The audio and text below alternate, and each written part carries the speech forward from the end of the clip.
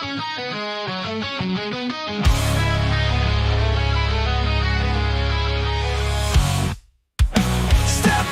Dave's dimension so wild, where chaos rules and sanity's exiled. Tech toys and gadgets fill the air. Superheroes talk without a care. In this realm of wires and might, late night sessions feel so right. Insanity's dance we all embrace. A smile found on every.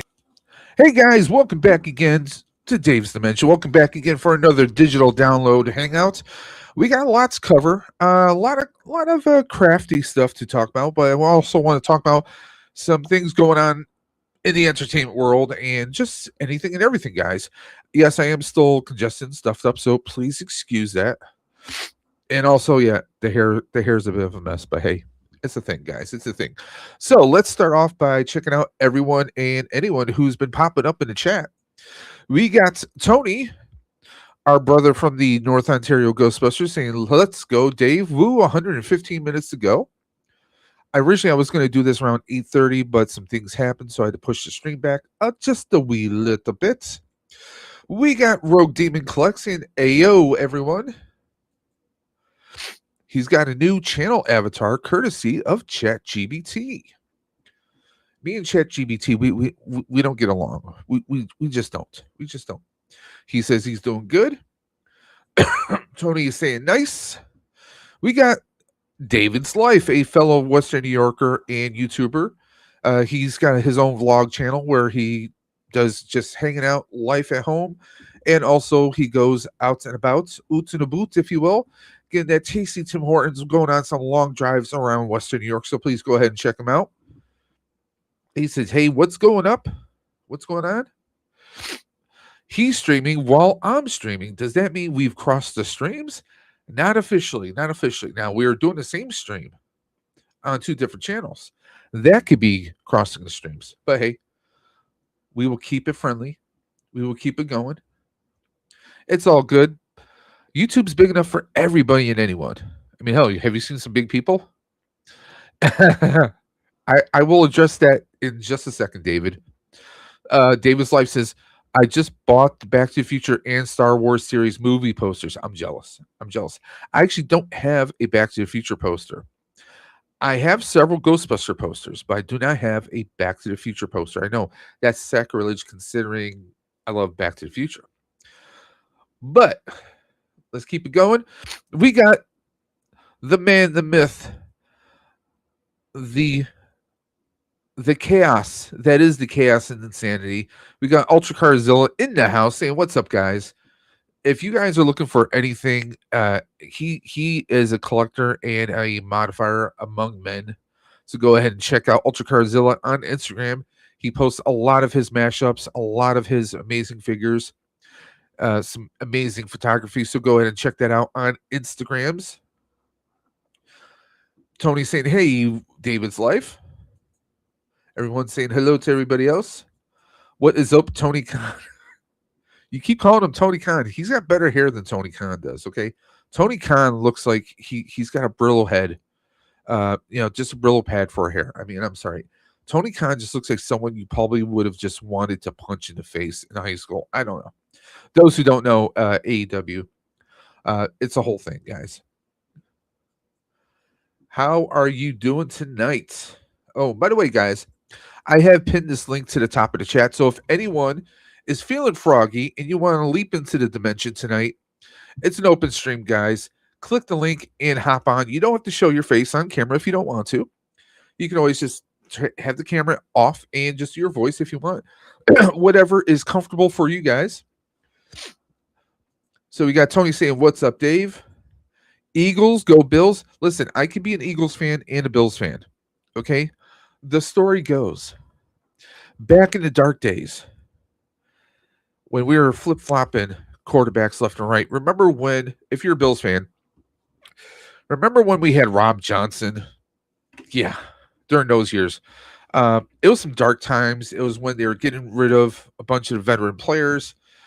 the organization did not seem to know which end their head was. So I like the Eagles. Okay.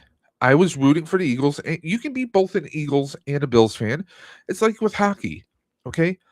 I'm a Sabres fan, but guess what? I'm also a Colorado Avalanche fan. So how does that even work? It just does. It's a thing.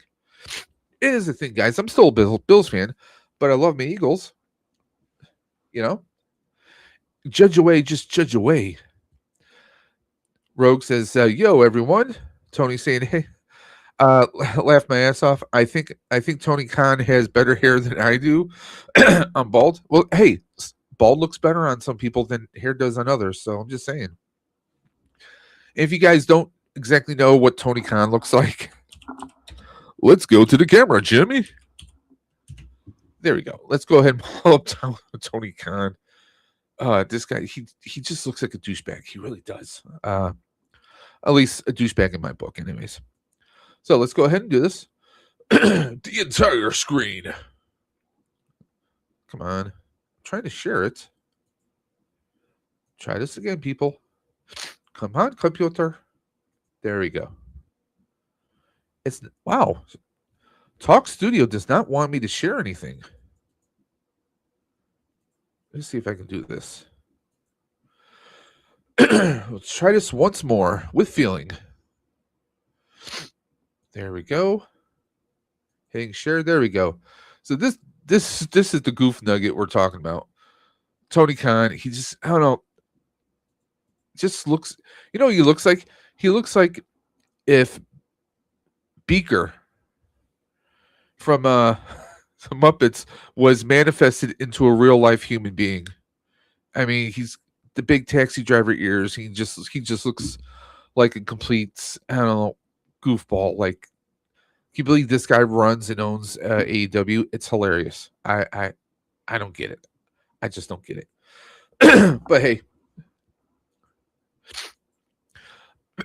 Ultra Car still says, I call Tony Derb Tony Khan as there is another Tony. I know in No Deals Live who I refer to as Tony There you go. Rogue says new channel avatar for him. Very cool. Let's see here. Laugh my ass off. He does. Yeah. Okay, we got David Zito in the chat saying, "Sup, everyone? All done with the firehouse? Let me put that in a pin because my youngest cat just got in here and she's jumping around like crazy. River, get down. I swear to God. Give me a quick second, guys. I'll be right back."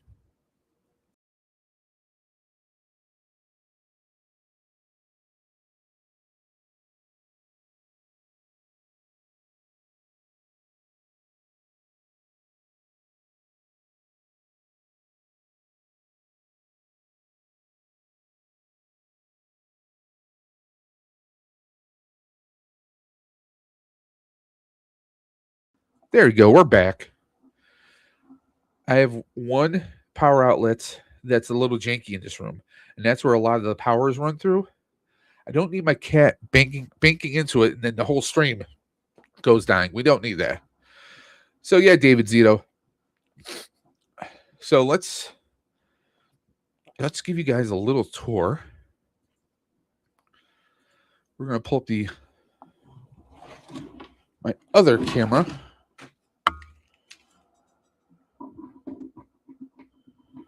It's always good to have more than one camera, guys.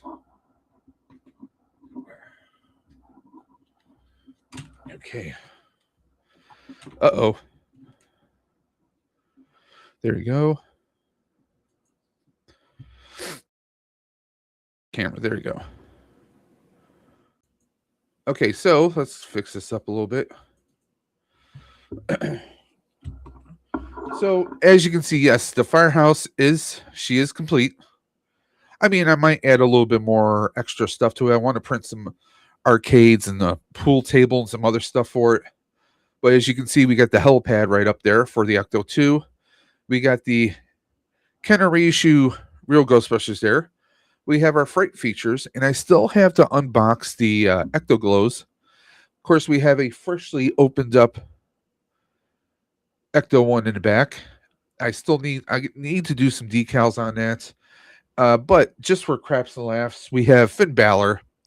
We got CM Punk just chilling. And of course, acknowledge me. You got to have your Roman Reigns right there. So yeah, it's just a mixture. I got some Transformers besides it. It's just right now this is a little bit of 80s and modern day love right here. The containment unit is great. Works as storage. This is really I love this. This turned out tremendous. It turned out great. So hey, what can I say? I love it. It turned out great, great, great. I got a lot more stuff going on. Of course, we got the printers. I need to do some more things with the printers. In fact, we're going to talk a little bit about that a little bit later. And by the way, guys, again, if anyone wants to hop on, join the conversation, the link is right there pinned to the top of the chat. So let's catch up here. Damn, YouTube is causing problems in this live, and it ain't just me as I'm using 3 different devices, including my new iPad. There you go. Tony Khan is related to the Jags owner. It might be. I don't know. Let's do a little search. Let's just pull up the old interwebs. Tony Khan, Jacksonville Jaguars. Actually, one and the same. He's also he's the president. Let me see. CEO and president of All Elite Wrestling. And there's also mention about him enters his 14th season with the Jags. So yeah, he's everywhere, spreading himself all over the place. There you go. And now a message from our sponsors. You know it. Let's see here. If you like time travel and real world history, check out Past, Present, and Paradox, the Bailey Cooper series. Grab whichever version you want here at store.bookbaby.com/profile/David Lick. So go ahead and check that out, guys. So yeah, we are caught up on chat as of right now, guys. So a lot of things going on. I know, first and foremost, since we were talking about 3D printing, I'm actually working on our prizes for Stream for the Cure. Now, every year I do Stream for the Cure, which is an annual fundraiser for Ride for Roswell to benefit Roswell Park Comprehensive Cancer Institute here in Buffalo, New York. Now, every year, past couple of years, I've been, buying collectibles, getting toys here and there, some very choice items to show off and to give away.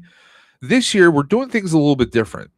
Now, a lot of the toy collector space has been changing. Okay, you can one editorial that you can check out is Dre the Geek Dad, aka Dre, one half of the Outer Dimension podcast. He did kind of an update on his status on his channel and where things are with him, and some views, some thoughts on the collector space when it comes to YouTube and just collecting in general. It's been very chaotic, to be perfectly blunt and honest. And one of my keycaps just came off my keyboard. So things have been very crazy. So with that being said, he touched base on that, and it's true. There's a lot of clicks. There's a lot of, I don't know, collecting has been changing a lot, at least for me personally. If you guys have noticed, I really don't do pickup videos anymore. I still get figures here and there. I just don't do the videos anymore because so many other people get these figures before I do. Someone's not going to want to watch my video after watching 100 other videos of someone. So I've kind of stepped away from that. And I mean, let's be honest. If you're a collector, you kind of have to pick and choose your collection. If you start to run out of space, you kind of have to say, okay, what can I get rid of? And hey, can I flip this to someone? Can I, sell this to someone to take those funds and kind of put it back into the collection? People do that all the time. One of my problems is All my stuff is unboxed. I don't believe in keeping stuff boxed up. Hashtag let them breathe. That's kind of like my thing. Okay. But also with me doing 3D printing more and trying to step up my 3D printing skills, as it were, it's kind of like it's kind of to the point where it's like, okay, well, what can I do to really kind of amp things up, so to speak? And that's where I'm at. I really enjoy doing 3D printing. For me, 3D printing is it's something tremendous. I mean, I get so much joy out of it. When I was a kid, my father would do a lot of woodworking, making lawn ornaments, large silhouettes, picnic tables, doing a lot of stuff by hand, building, and I love that. And now with 3D printing, it's kind of like me carrying on that, but doing it a little bit different. Things are a little bit different, but it's still kind of that same kind of like, hey, we get these designs, we can print them out, we can customize them, we can make alterations, and turn it into something that maybe you didn't think you could do before. You know, anybody can be a 3D printer now. You know, you get a 3D printer, and your imagination is your limitations. Okay, if you can imagine it, you can build it. And that's one of the things why I love 3D printing. So this year, as you guys can see, I've showcased some lightsabers that I found on Maker World. In fact, we're going to pull up Maker World right now. I want to show you guys. Here we go. Let me see if I can get this to share right here. So here we are, right on Maker World. Okay, now Maker World, they just like it is a big mecca when it comes to. I'm trying to get the window to be a little bigger. Okay, that's a little too big. We don't want that. There we go. So let's go here. Can I do this? There we go. We'll go right back here. Okay. So on Maker World now, here's maybe a little taste of the future to come. Now, 3D printing. Now, there's something I'm going to be getting into very shortly. Tony knows what this is. Believe it or not, you can make your own paint booths. You can 3D print your own paint booths. You can even 3D print your own Lazy Susan. Now, if you don't know what a Lazy Susan is, it's that disc that allows you to spin things around. You can 3D print your own Lazy Susan. You can make it small, big, and it's great. That's probably going to be something I'm going to be doing sometime soon. So I'm looking at doing that. But I'm also looking at possibly printing out myself maybe some paint booths and some other items here. So, I mean, one of the great things about Maker World, Thingiverse, and so many others is there's so much that you can do. There is so much that you can do now when it comes to 3D printing. David's like, I remember a few years ago you wanted to get into 3D printing, but weren't sure if you could. And that was because of my experience with the Ender 3 Max I had, which eventually I did sell. I went up to the P1P, to the Bamboo Labs P1P, which is now no longer going to be supported. So if anyone's looking to get into 3D printing, the P1P, which is basically just the bare bones version of the P1S through Bamboo Labs, that I expect the prices to drop tremendously fast. You might be getting some pretty good deals on them, and maybe you spend an extra $200 to get an enclosure kit. Bob's your uncle. So that's definitely something you can do. But yeah, that's definitely 100% true. But I mean, take a look at all. This is just some paint related stuff that you can make to kind of step up your game, whether you're doing things by hand or maybe by, I don't know, an airbrush kit. You know, but I want to show you guys, okay, the lightsabers I did. Now, these designs were not me. I found these designs, and I'm actually going to pull this up because the designer, he deserves so much damn credit. The elemental brick. This guy makes Lego stuff, but he does all different kinds of stuff. I want to pull up his collections here, okay? And definitely, if you're a 3D printer and you're on Maker World, definitely promote the hell out of his stuff. His lightsaber stuff or his Star Wars. He's got, what is this? R5. You got R2D2 you can 3D print. Look at all these sabers you can print. Okay. Now, no, they're not meant or designed to have the blades to go in them. But I mean, take a look at some of these. These are all meant so that you don't need to have an AMS, which is a multi-color filament system that lets you switch between different colors. You can just print one solid color on a time on the most simplest printers, and you can make these amazing lightsabers that he has. I've printed several behind me, so has Hey Archer from Nerd Affiliated fame. I mean, let's just take a look at Darth Revan's saber right here. Okay, here we go. We have this all-in-one one piece right here. Looks amazing, right? It's designed so that you can take it apart. You can assemble it yourself, or even take it apart. And I'm going to be printing several lightsabers. I'm going to be printing the lightsabers, but I'm also going to be printing stands. He has a display stand that I'm actually going to be including with each lightsaber that we're going to be giving away for Stream for the Cure. But as you can see, he's got just about everything you can imagine here. We got Obi-Wan's saber. You want the dark saber. We got Galen Merrick's Star Killer's lightsaber. We got Cal Kestis, which I've printed my own version. Yoda, Darth Vader's. Now here's the saber stand that he has. He has this one that can actually be set up differently. I actually started printing. Wait, where'd my?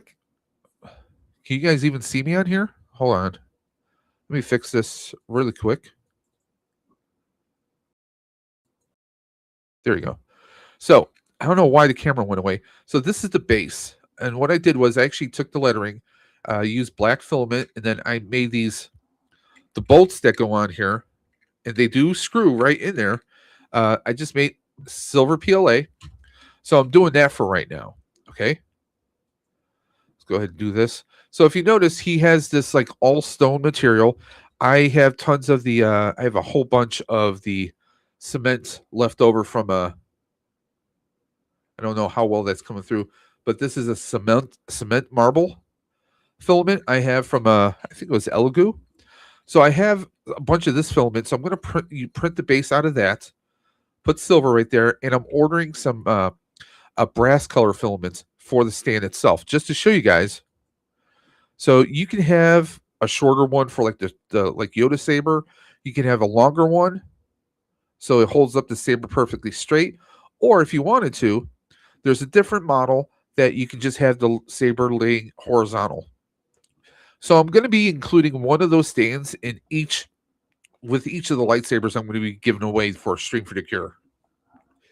So definitely doing a lot of stuff here. David's life is I'm watching the journey of Alan Strange from the 90s as well as Hill Street Blues. Loving watching these series. No traction on my channel for those series though. Hey, you know, it's niche, you know. We got Permanent Regrets. Welcome to the stream. Is it regrets or regrets? I'm asking for a friend. No, I'm kidding. So for the giveaway that we're going to be doing later on this year, I'm aiming for probably the end of April for Stream for the Cure. It's going to be on a Saturday. Who knows? We might go 12 hours. We might go 24 hours. Who knows? Depends. But right now I'm planning on several of these lightsabers. I'm going to 3D print the lightsabers, and they do look tremendous in person. Okay. I have a few of them behind me.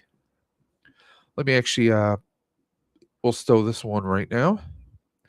So just to give you guys a little bit of reference, let's turn tracking off. Okay. Excuse the mess. We're going to go zoom. Zoom, zoom, zoom. There we go.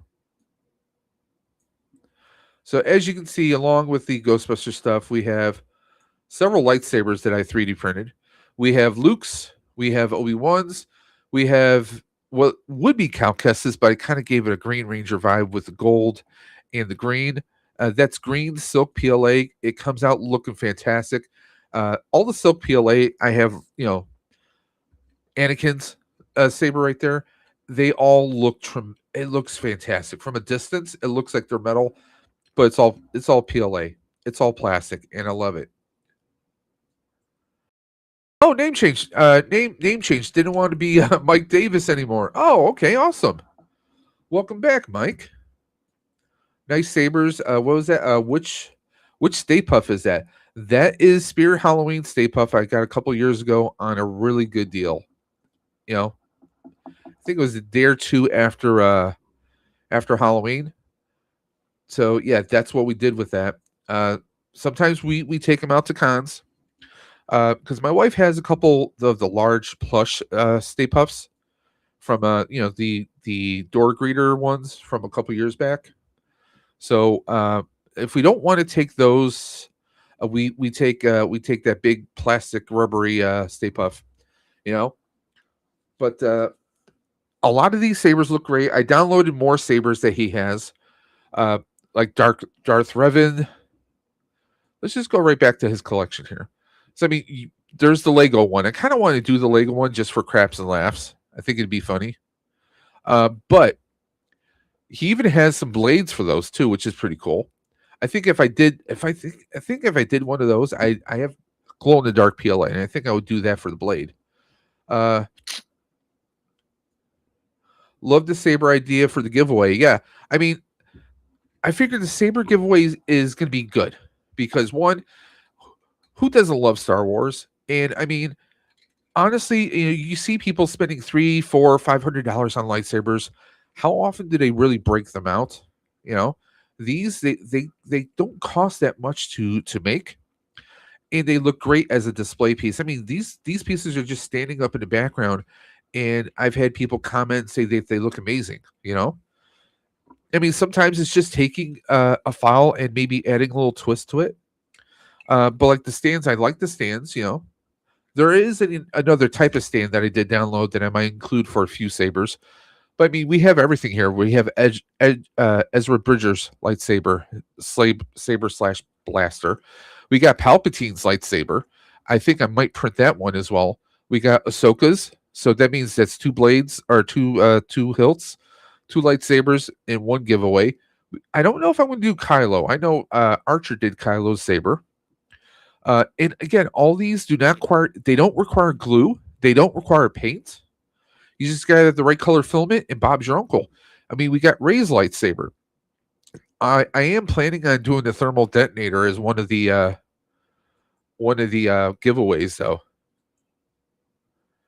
I mean, there you go. You see, these are just simple parts. They will snap into place, or they screw into place, and bam, it's all right there. There's the smooth outer shell. There's the weathered outer shell, and then they also have the more weathered one. So depending on what colors I want to play with, maybe I'll do one of each. So we're going to be giving away a lot of stuff this year. We have Asajj Ventress's dual lightsabers. I think this would be cool to do right after doing Ahsoka because you know one's a two blade set, the other one's a two blade set as well. We got Qui-Gon's lightsaber, which is definitely for me that's a must. They got so many here. Darth Bane's. We got Revan's lightsaber. I mean, there's so many different lightsabers here that it's just fun. It's fun to do, guys. David says he has to head out. Keep up the good work. Hope everyone has a great night. David, you stay safe. We'll catch you on a future one. Would love to have you come on the channel at some point in time. But hey, you go ahead, head out, and have a safe night. I did not print that giant Stay Puff. No, that is a rubber Spirit Halloween one. Although people on the channel have challenged me to print a to see how big of a Stay Puff I can make using the newer printer. So maybe that's a future project we'll do. I have a lot of projects going on right now. I have Stream for the Cure. I have to print up those projects and get them completed. Among them, for those that don't know, is these are a little my first attempt at, well, I should say my third attempt at doing the clubs from Daredevil. But these, come on, don't start with me now. These actually will screw together. as a solid one. So there is this. This I did use the AMS for with different colors, but there is another model where you can actually, with some extra parts inside, actually have it so you can have the cord coming out. I don't know if I want to do that. I think that could be a little bit of a hazard, but I do want to do a set where we have a display stand that holds these. But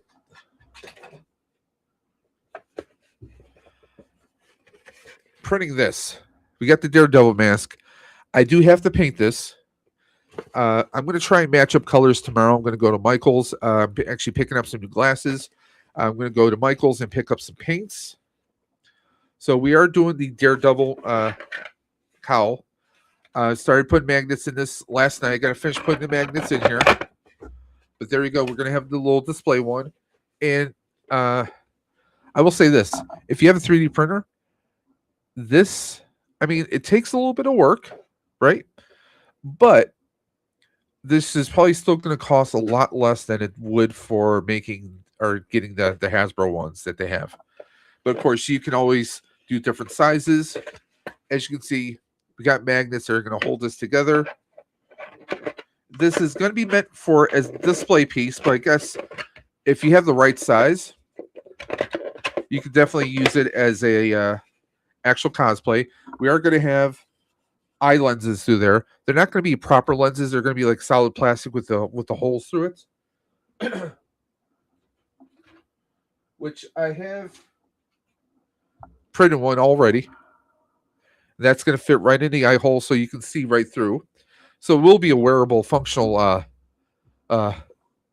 helmet or cowl, if you will. So we're going to have the cowl and the clubs are going to be one major prize. So we're not just giving away like little $10 trinkets. We're actually stepping this up to give away some pretty big prizes. And I do have some doubles of some stuff from my collection that I may or may not be giving away as a prize. We will see, because I do. I like challenge coins, and I have my hands on a few coins, and I might be tempted to maybe do a giveaway. So that is one thing I am considering. I'm not going to show what those coins would be just yet. I'm still considering it. Okay. Let's just say these are some very cool coins. And if you had one, you'd know who to call. That's all I'm going to say. See what else? A Mando or Han Blaster in the metal PLA would be killer. They do have the Han Blaster. And that's going to be something I want to talk about in a little bit, or maybe on a separate stream.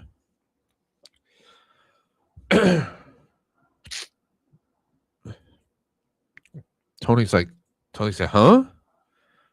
Maybe I'll show you off camera, Tony. So, in the 3D printing space, I don't want to bring things down just yet. Let's actually pull up Han's Blaster, because we all know Han shot first.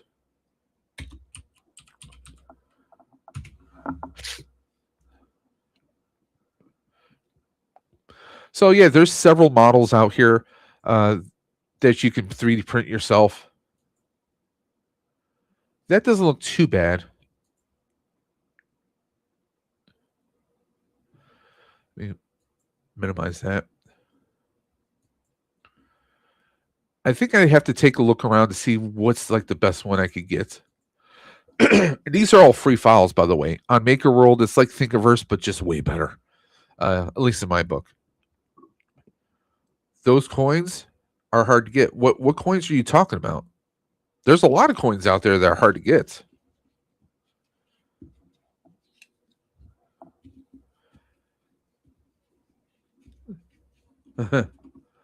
I'll be on in a bit if you want. Yeah.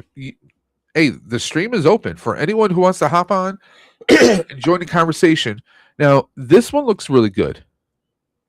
So maybe I will look at the plausibility of me printing a Han Blaster to do a to do as part of one of the prizes.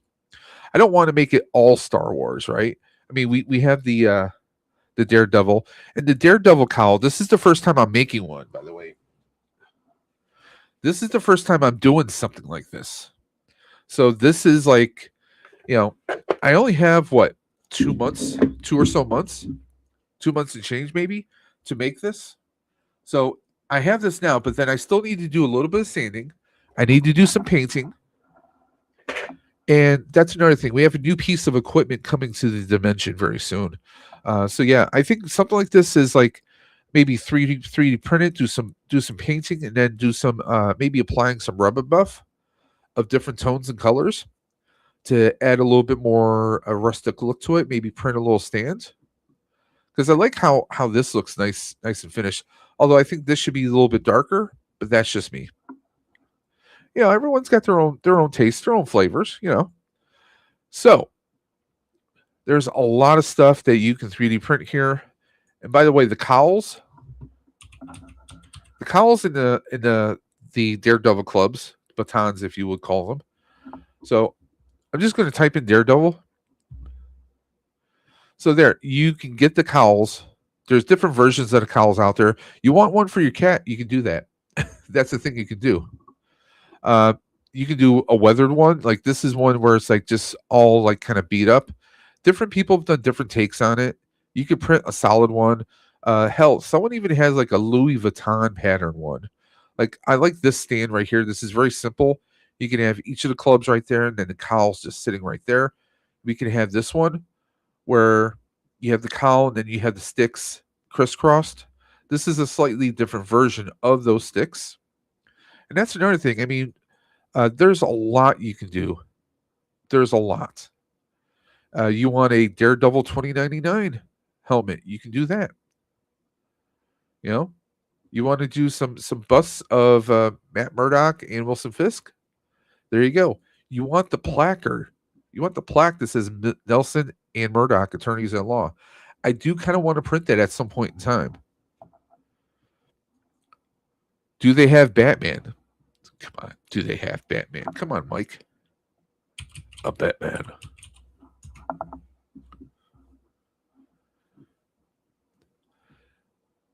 So there you go. We can print his gauntlets.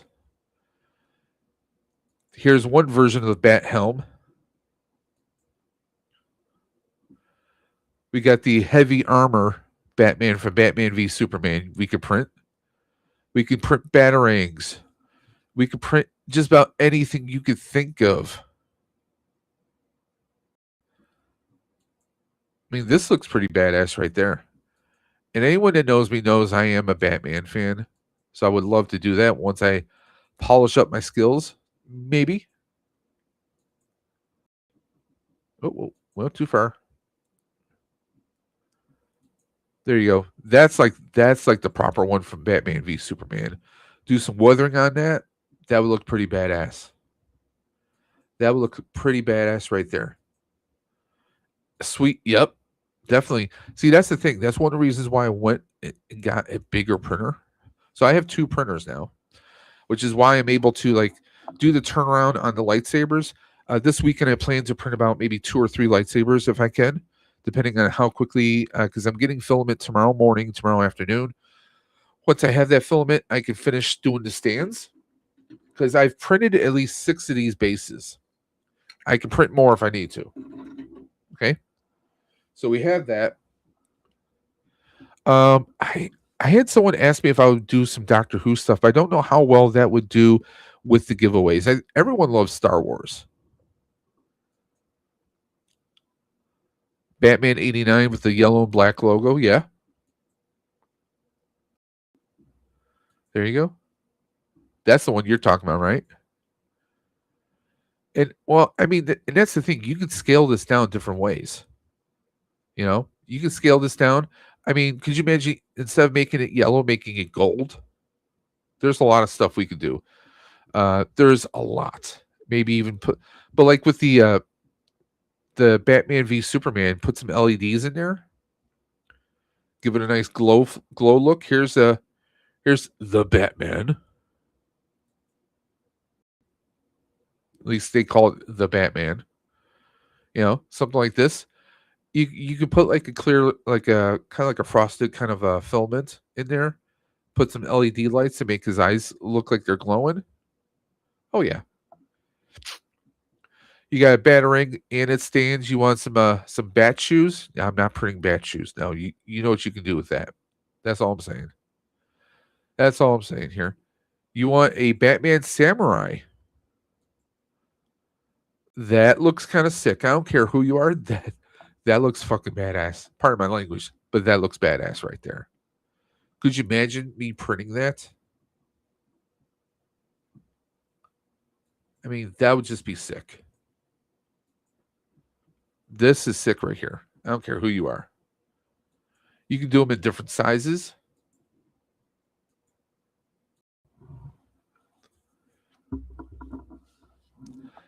And that's the great thing about weathering. I mean, like with 3D printing, if you have mistakes, you can do a gouge here and here, make it look like it's weathered, and it tells a story of a prop. One of my friends, one of the greatest things, the greatest pieces of advice he ever gave me was, listen, it's not a mistake, it's weathering.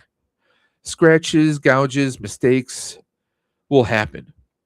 I mean, it tells a story of a prop, you know, and that's one of the greatest pieces of advice I've ever received. Thanks to when it comes to cosplay, when it comes to making props, it's one of the best pieces of advice anyone could ever get. Excuse me, guys. Sorry about that. Had to sneeze. But there's so much in here. I mean, we could do. Yes, I'm going to type in Thundercats. We can do the sword. I can do Lego Lionel.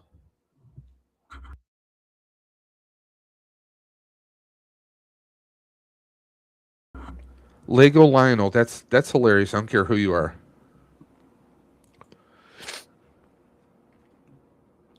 But yes, you could do the Eye of Thundera.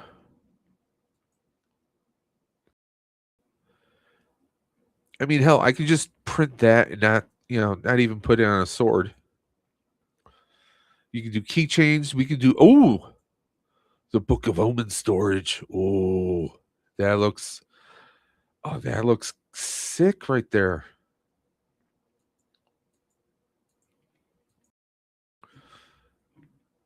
Maybe put some LED lights inside there, make it light up. Actually, Hey Archer of Nerd Affiliated is working on He-Man sword, the sword, the power sword.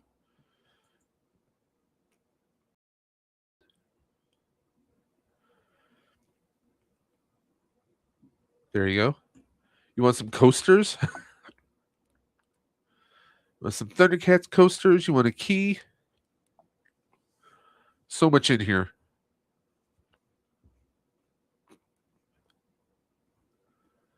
Now you said He-Man, right?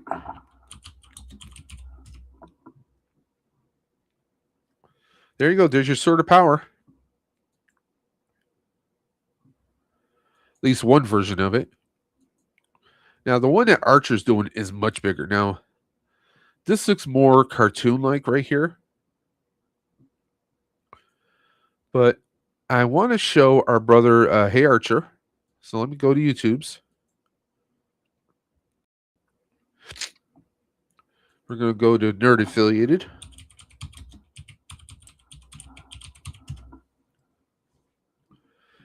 So let's see. Let's pull up one of his videos showing off the sword. Because he just recently did the Power Ranger, the Mighty Morphin Power Rangers red sword, the power sword. He recently did that. And by the way, you guys, you should definitely follow Hey Archer Live, whether you're into 3D printing or not. Him and his crew, they cover anything and everything nerd culture. Yes, heavy. He's into Ghostbusters, but he's into everything. He's a big numbers guy when it comes to TV shows and movies. So go ahead and please check him out. He does his daily planets, semi daily. Uh, just amazing. Let me see if we pull up one of his videos. Go to recent videos. Not popularity. We'll go to popularity. They're affiliated. Let's just pull that up again. Go right to the channel. See here. See where we can find. There's that. There's the power sword. I'm trying to see because he's shown off the sword that the He-Man power sword that he's been doing. Let's see here. Damn commercials. We don't have to worry about sound. I have everything muted. This is last night's last night's Hey Archer. See here.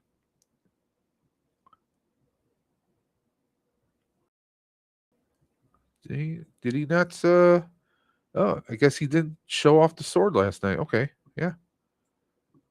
Let's see here.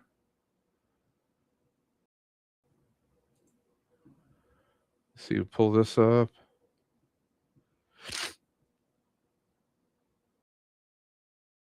So there you go. He's working on a Red Hood helmet. His version of the Daredevil cowl right there. That's pretty much what I'm doing, but I'm going to be painting mine. There is the power sword as a work in progress right there. He goes to Yoshi Studios. Amazing designs on there. So if you're into 3D printing, go ahead and check that out. He says one in sparkle filament, so it looks like it's in transformation mode. What do you mean by one in sparkle filament? So it's in transformation mode. What do you mean? A particular sword? Or are we talking about He-Man? What are we talking about? Give me a little bit of clarification on that.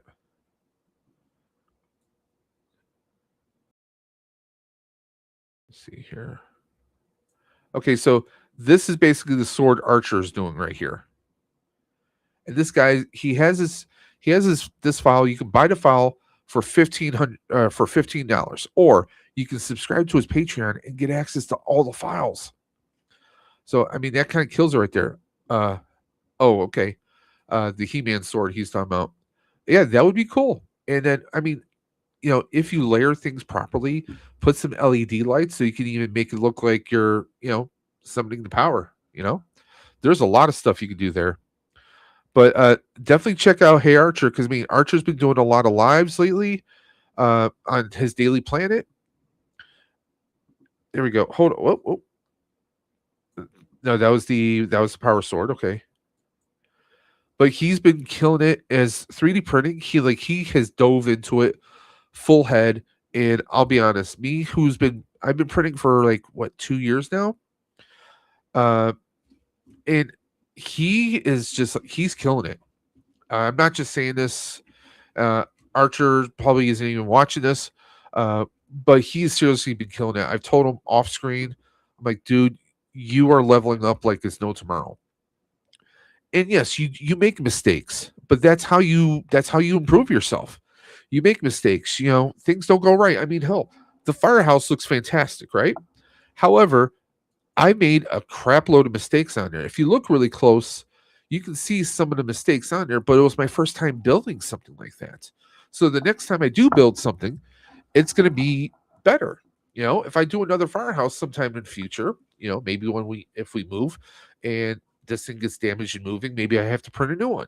So then, I take what I learned before and I improve upon it.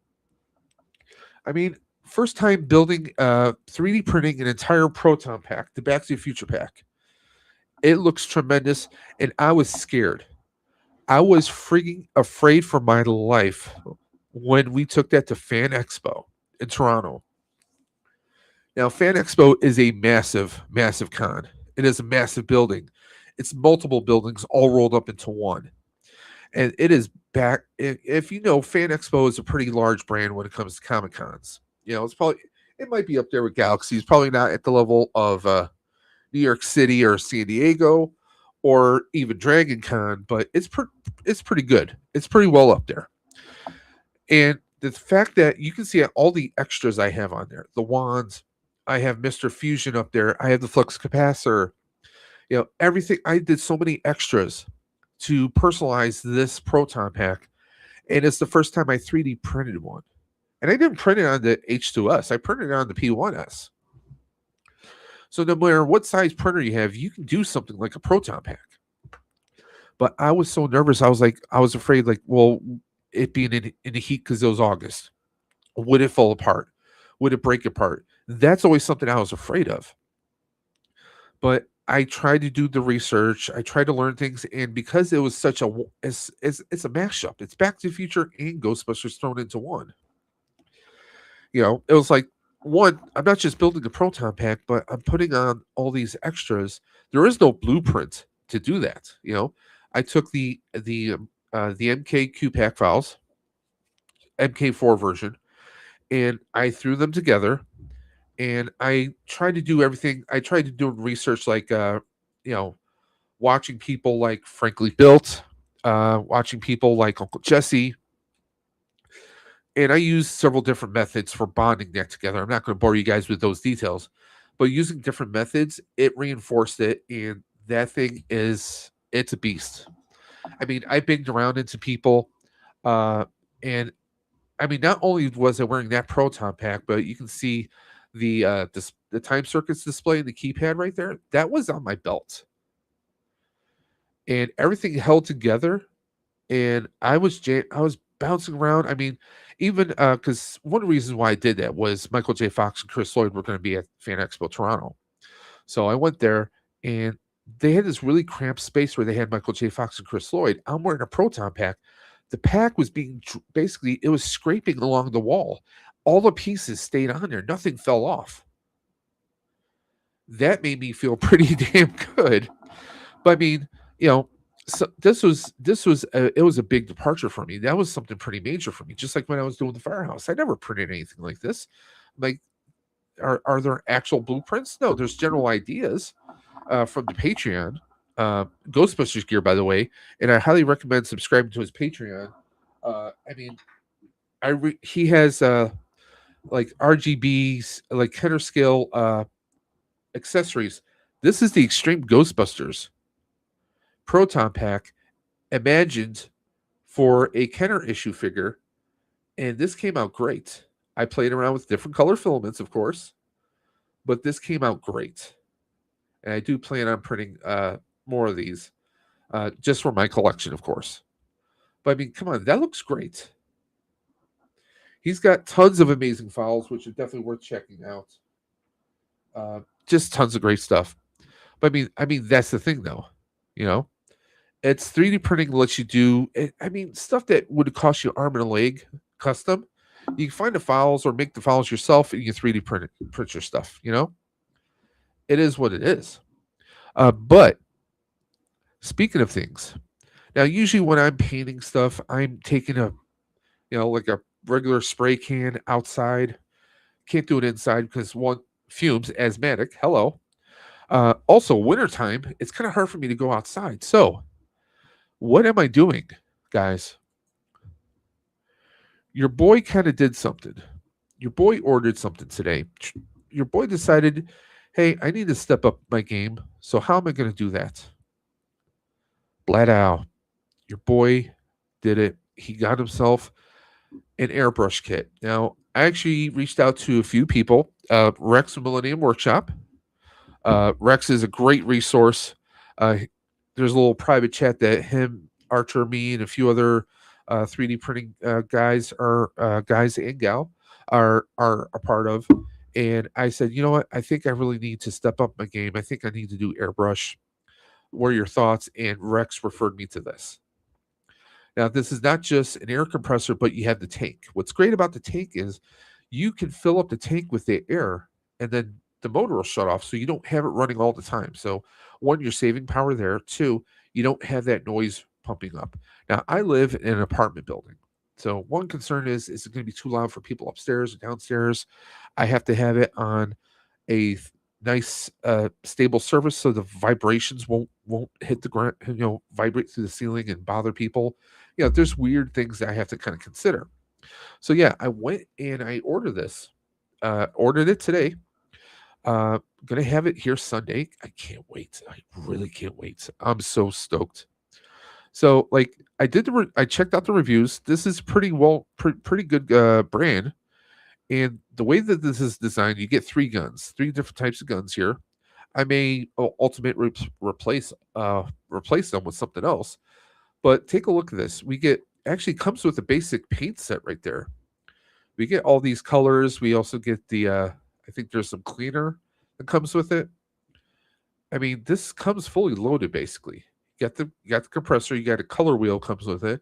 You have all these paints, you got the hose. Now I could always upgrade the hose to something else.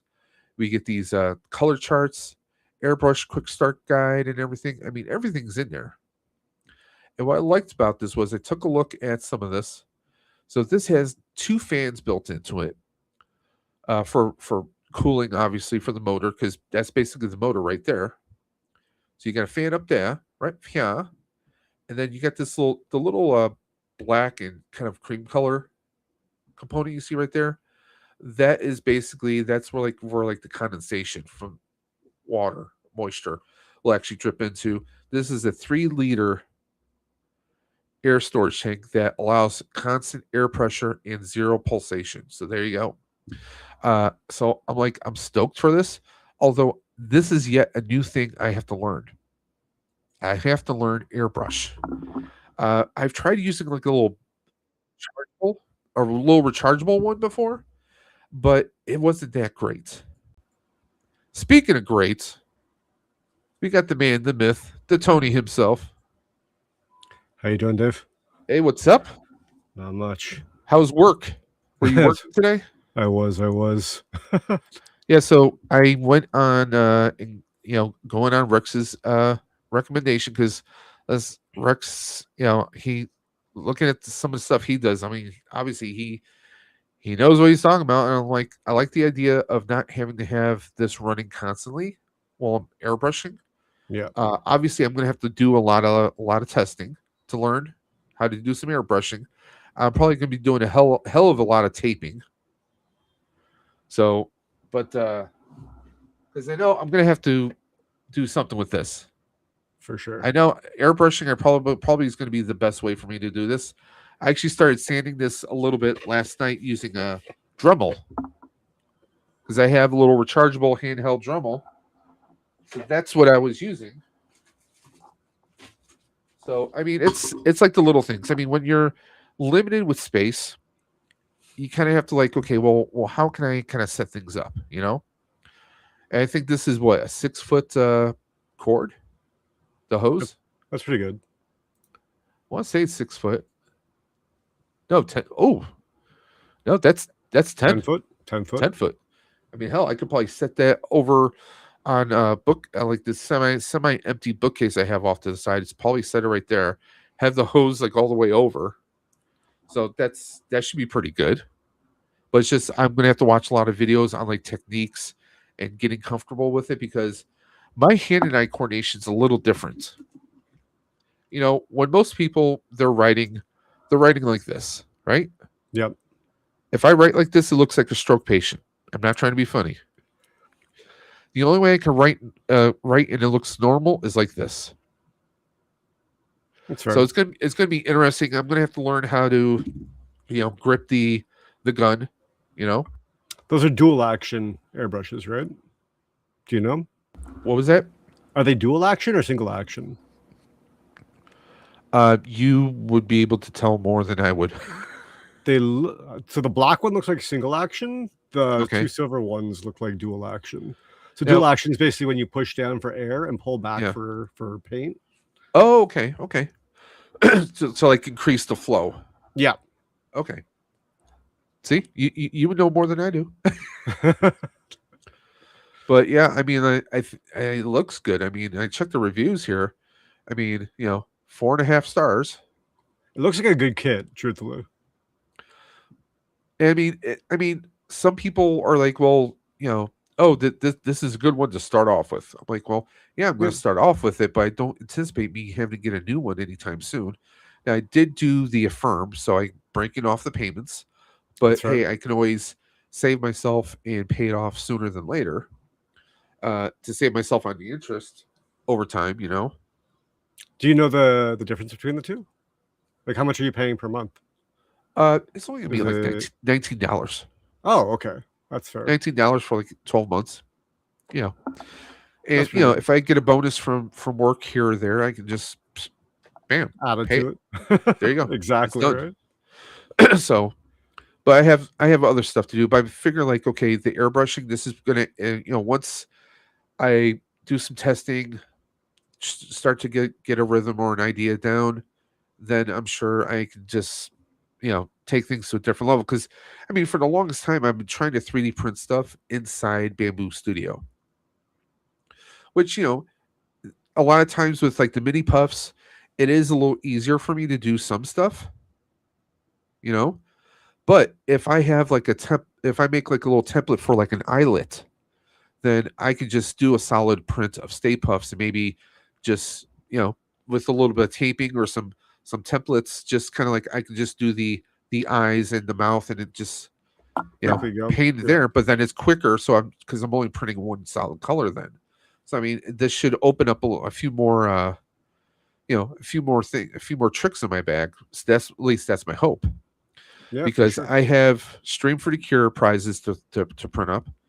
Then I need to start printing up. I told you about that other project, I think, off camera. Yep.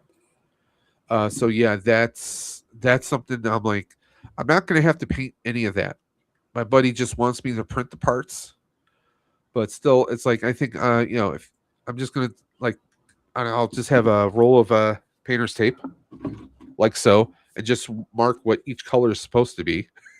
Yeah. You know, be like, okay, hey, I got this big box of parts for you here. Have fun with this. Here you go. Good luck. Because I don't think it'll take long for him to assemble it, because he's someone that is a little bit similar to you, but he does it in his spare time. Okay. He's worked on some you know, some B movies, some B and C movies here in Western New York. You know, like more like slasher flicks, werewolf movies, stuff like that. So he's done that stuff, and we have some local haunted houses. Oh, nice. So like like around Halloween, you know, September through October, he's completely unavailable because he's always doing all the makeup for Yep. people, you know, at the haunted houses and doing props. So that's like he is always busy doing that stuff. Gotta love it. Gotta love it. He one of the horrific claims to fame was he worked on War Dogs, which was like a werewolf movie with Ernie Hudson, Yeah. which was filmed in Buffalo. Yeah. So somehow, I don't know how they legitimize using Buffalo as a double for New York City, but go figure. Hey, it works. It works. Well, one of our most famous buildings here in Buffalo is it's called the Central Terminal. It used to be a train station years ago. Mhm. It's been dilapidated, but they've been kind of like rebuilding it. You know, trying to restore it to its original glory. Let me see if I can pull it up so you guys can see. I've always loved the building itself, because in the inner city of Buffalo, it's like one of those structures that you can see from like almost any part of the inner city itself. So let me just pull this up. Get the website right here. There we go. So Central Terminal, it is this very Art Deco kind of like, Cool you know, looking building though. oh yeah, it's so like, one thing I always loved was like, remember the cartoon Super Friends? Yes. Like, take a look at like this section right here. Doesn't it kind of remind you of like part of the building? It does. That's exactly You know? what like popped into my mind when I saw it. I was like, It's like, yo.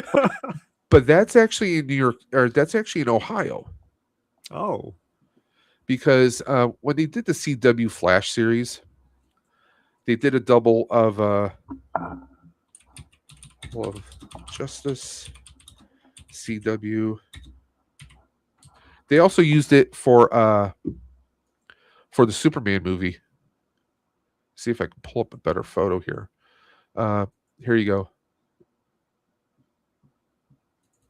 See if I can get a good enough. So yeah, that's a legitimate building in Ohio. I did not know that. They used it for Superman. the recent Superman movie this past year, Yep. and they've also used it. They kind of like photoshopped it to do Hall of Justice. So yeah, it's been dressed up for the CW, Star Labs. Yeah. So, but yeah, that's legitimate. But no, Central Terminal. It's also been used years ago. As on Ghost Hunters a couple times. Okay. They do ghost walks in there. They haven't been able to do ghost walks as much as they've used to, because this is the building itself is in well, it was in a deplorable repair. I mean, I can tell you stories to that would. I mean, this is like some of the conditions of what it was. They've since boarded a lot of these windows. You can see how rusted and decrepit they look. Just imagine the inside. Okay, Who owns so it? Do you know? uh, it's in a conservatory right now. It's Okay. conservatorship. So they've been like they've removing the tiles and replacing them.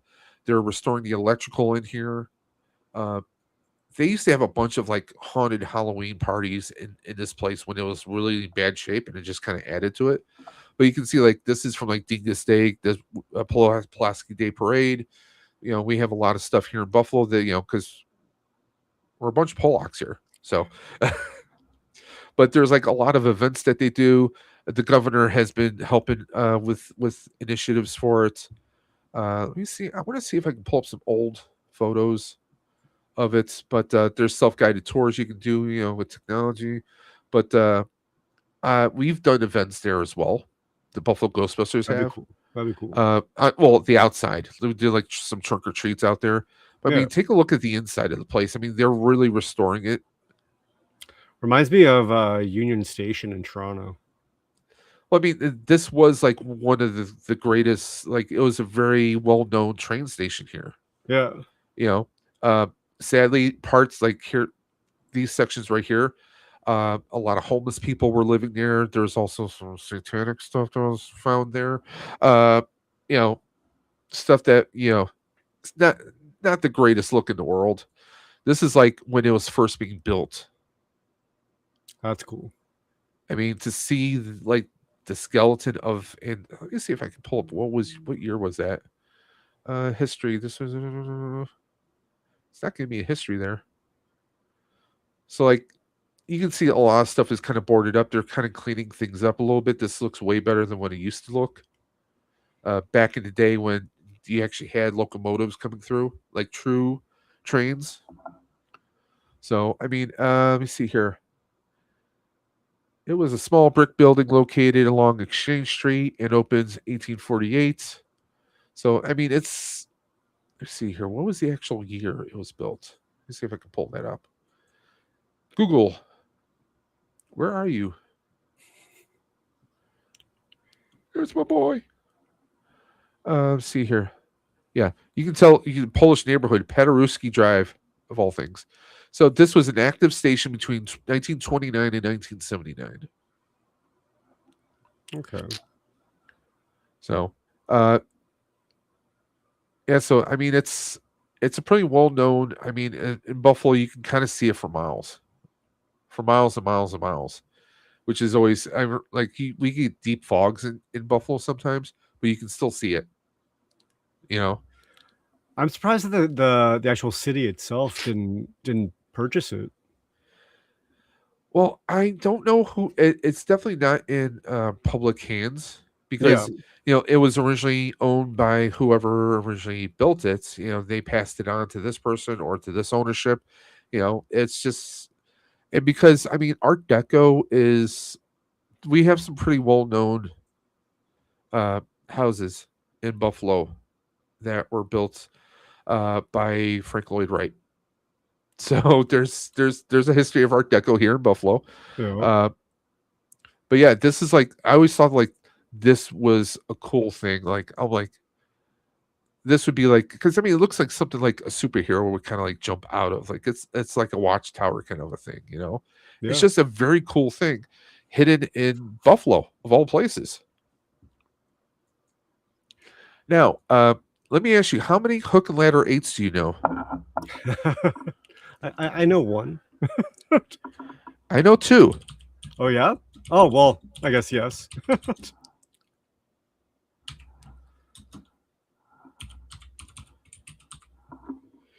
Would you be surprised to know that there's technically one in Buffalo? Interesting. It's privately owned, I could believe that.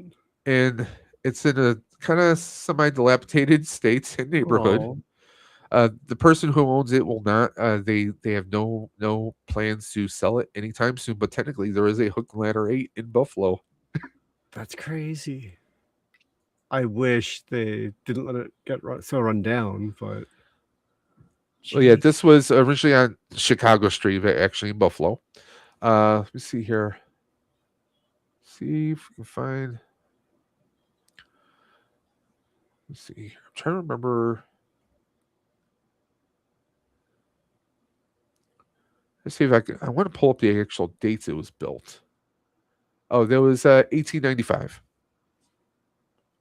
1895. That's kind of crazy. So I'm not sure if that predates the Hook and Ladder in New York City, or if it's roughly around the same time frames. I'm trying to think myself. You looking that up? Yep. Yeah. Of course, back then it was a double garage. Oh yeah. What, they expanded the street? Well, they built the street. That's what they opened in 1903. Okay. Ooh, so technically Buffalo had the first Hook and Ladder 8. I'm gonna have to double check my research, make sure that that's 100% up to date. But yeah, I mean that's kind of crazy. Fun to know. Did you know Hook and Ladder 8 was a double garage? Yeah, I knew like originally it was doubled, and then they changed that for the film kind of thing when they did for Frozen Empire. They went back, and I wish they didn't. I wish they had double. But I actually showed it as like the double garage. Yeah. Oh, so sick though. I'm just like when I first saw that, I was like, "What the hell?" I'm like, it kind of boggles the mind. Like it's like because we always seen the building as just the one, and then to find out that it was actually two, right? And then you see the door here, and in my warped mind, I'm like, so what? Did they just run a knife down here, and then we folded the door back along the side? Pretty much, because it has the one side door. Honestly, I think they cut it on the side because basically, I think they pretty much did like right there because in the picture it almost seems like a seam. Yeah, you know, but it's just wild. I wish we could go back and actually do like a tour of the building back then. Well, I mean, imagine with VR, you could possibly do that, which would be mind-boggling. That would be crazy to see. And it would be crazy to see the interior photos of what the building looked like back then. But it's just weird to see, like, it was the double wide, but because they did the street here, that's why they kind of like, well, hey, we need to make room. Do you really need two garages? No, not really. You don't need that garage. It's fine. No, you don't. You don't have that many horses anymore. Sure. After we were talking about him showing off his channel, then he shows up. Of course, right? God, late as always. He's probably doing a little last minute Valentine's shopping and wrapping up for the wife. That's what I'm guessing, right? As all of us should be. Well, no, I don't need. My wife already told me she's not wrapping up my gift, so I bought her stuff and it's still in the original box that shipped in. I was like, well, I was going to wrap up your gift. She was like, you don't have to. I'm like, okay, fine, I won't wrap them. Fine, you can just open it up. Well, it's Legos. That's right. She knows they're Legos. She just doesn't know which ones. It's good. Hey, she's got her backlog. What can I say? How much backlog does she have? She's gotten better at it because like a year or so ago, I bought her the Lego Love. Yeah, the letters, and she just put that together this past Christmas. because we were Okay. actually home in Buffalo for Christmas. Well, Grand Island technically, but and by the way, speaking of the firehouse, less than 4 months. Mm. Less than 4 months. The countdown is real. Uh, there are a lot of conversations going on, and I'm just like, I can't wait. And no, don't Archer and everybody else knows better than to ask me anything. I'm not saying a damn word. Every year turns out into an amazing blast. Even last year with the rain. Yeah. I mean, I'll be honest, full disclosure, we've always been afraid like what's gonna happen if it rains. If it It'll rains, pass. everyone's gonna leave, right? No. There might have been a few people who left, but I mean there was kids, there was families. There was I still kick myself because I had a bad memory card and I lost a ton of footage. I still kick myself over that. Hey, we got Tiger in the chat. There you go. Hey, yo. Tiger's a gamer. He's got a gaming channel. Tons of Fortnite. He's got a fun, awesome channel to check out. So if anyone out there is into video gaming, into especially Fortnite, go in and check him out. He's always streaming just about every day now. Nice. I'm above ground. I'm a little stuffed up, but I'm above ground. I actually 3D printed Tiger Fortnite game crown that actually has his gamer tag right on there. Nice. So I mean, 3D printing is fun, man. It is. It's addictive, but it's fun. Now, Tony, I was going through some of my storage, some of my drawers, and I found and I realized I have a surplus of some challenge coins. Oh. So I might be tempted to maybe. It depends on how we are on giveaway items for a stream for the cure. Yep. But I do have some extras of some of the GB Day coins. So I might be tempted. Or I might save that for like a big giveaway. Like if we hit 3,000. That would be good.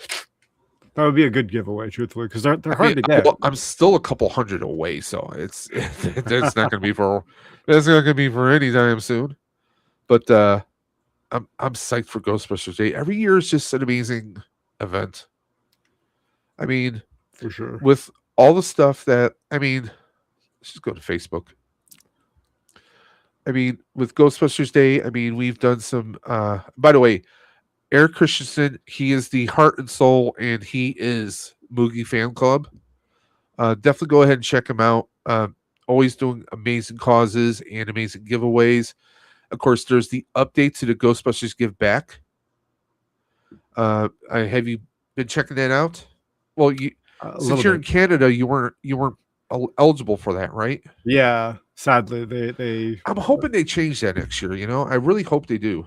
You and me both. Can I see Panda in the chat? No, I can't. Let me update my chat window to let's see here. Why is it not letting me go all the way? Because usually you can, if you scroll all the way up, you can see top chat. Let me go to live chat. No, we don't see Panda here. Don't see Panda listed anywhere. Not sure why. We got a little inception going on there. But sorry, nope. Don't see Panda. But let's go to Buffalo Ghostbusters, which is your one-stop shop for all your Ghostbusters Day needs. If you want all your updates, that's where you go. But last year, that was in the rain.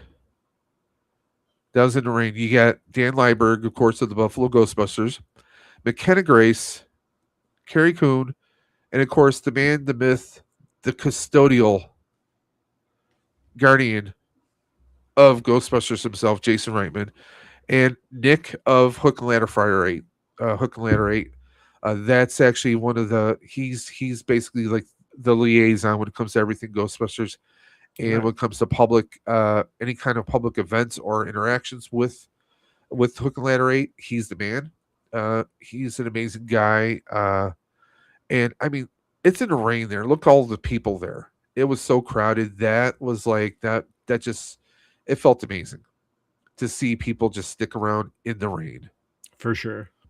And that was the first year it rained. After, was it? That was year 5. This is going to be year 6. God, Jeez. it's Time flies. it's mind boggling. It really is. Because like on my Facebook page, I mean, this is the first year right here. Nice. This was us, just us, we wanted to do a fundraiser for the sign. And that was just us, we were like, hey, we're going to do a presentation to the firehouse for the sign. By the way, that's Nick from like, he looks so different almost 6 years ago. But this is all of us, got me off to the side. The rest of the Buffalo Ghostbusters, Brent and Dan, who are holding the sign, they're the ones who had the late night conversation. They're like, Brent was like, hey, you think we could do like a fundraiser or GoFundMe to raise some money so that the firehouse could have an actual sign? And this is the Hollywood collectible sign we were trying to raise money for. And then they raised so much that it grew to the point where we could afford, we could actually get the firehouse could actually get a professionally made sign, 1-to-1 scale. Nice. That's energy efficient and just bam. So they have this hanging on inside the firehouse above the side door.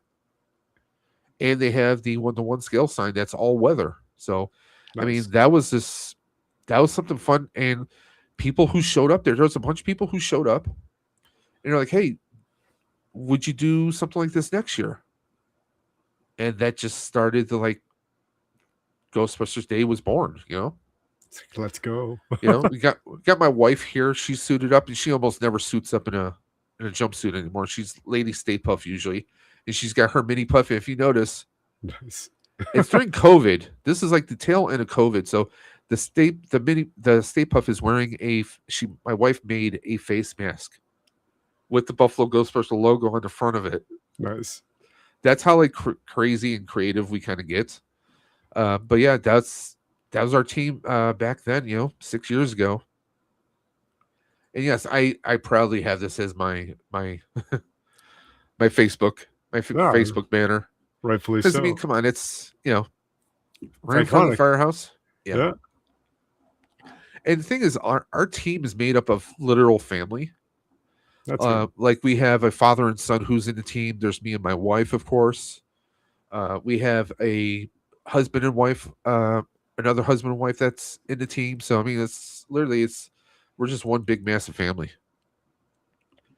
There is Panda, Bamboo Craft TMC. There you go. Hey, hi, it's me, Panda. I joined on the other account because my messages are not coming up for some reason. But how are you doing today, Dave? I'm doing great. We have also Tony here. Hello. Who is a master prop maker, Ghostbuster aficionado. Aficionado. But yeah, I'm stoked to see what surprises will be in store this year. Because there are things that I don't even know about. Surprises are always good. Yes. Here, or is this? Shad Nowicki. He's a great artist. He stops by our booth every time. This is us at Nickel City Con, our home Comic Con. So a lot of our members right here. New members in here as well. Nice. Just so I gotta get a new suit. I gotta get a new suit sometime this year. This is like an old mechanic suit. That's it's way too baggy on me. I gotta get something that's a little bit tapered. But that's the thing. In the khaki suits, the khaki flight suits, they don't make them in big and tall. I can get a black suit in my size through Rothko, but you can't find the khaki suits. You can't get anything above a 3X. Would you ever get one of the Magnolia suits or anything like that? Any like screen accurate, quote unquote? Here's the thing. Magnolia requires some cheddar. It's true. Don't get me wrong. I've also heard some people say that they've gotten them and then they've sold them.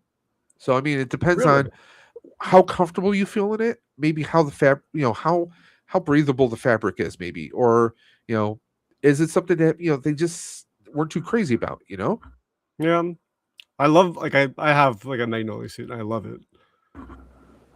Now, my I heard first a lot of suit. people have like incidents with them, but yeah. Let's see here. But yeah.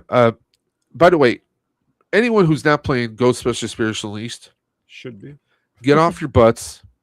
It's only like $3 on most gaming online stores right now. So you do the multiplayer. This is the gauntlet. Okay. The gauntlet is something is something I know a lot of people have done the gauntlets before. We have a small group that we will play once in a while, and we don't stop. Okay.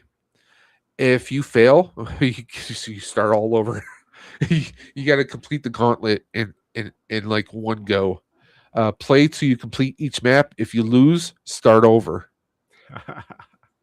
Okay, so that's it right there. Love it. Yeah, it's a challenge. It's a fan challenge that was creation between the Moogly Club and also the Buffalo Ghostbusters. It's just it's fun, but also like I'll be honest. A lot of times when I'm playing with some of my fellow teammates, it doesn't feel like it's like 3 or 4 hours. It's like 3 hours later. You're like, or even 2 hours. You're like, Where time the just time goes by. Sometimes we just hang out in the firehouse and just talk. Yep. It's just fun. What do you play know? on? Well, some of my teammates play on PS5. Okay.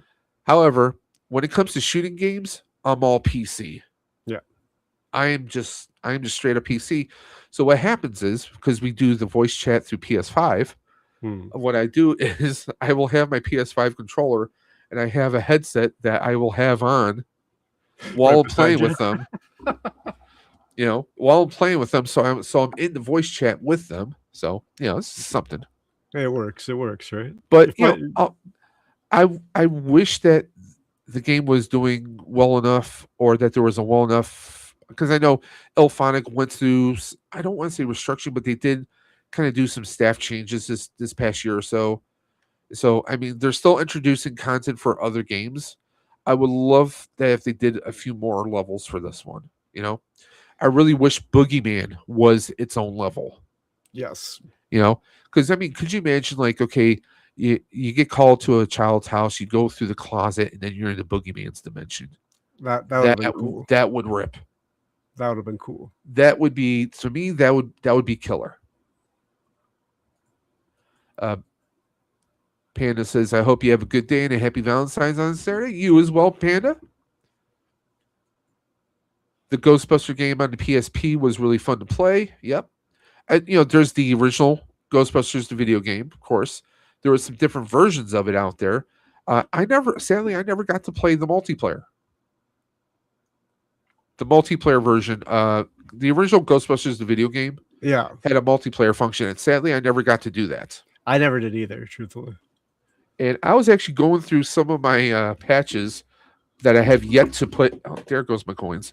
Some of my patches I have yet to put in my, because I have a big picture frame. Then I put like a little bit of tape on the back of each patch, and I have it mounted in like 2 different bookcase or picture frames.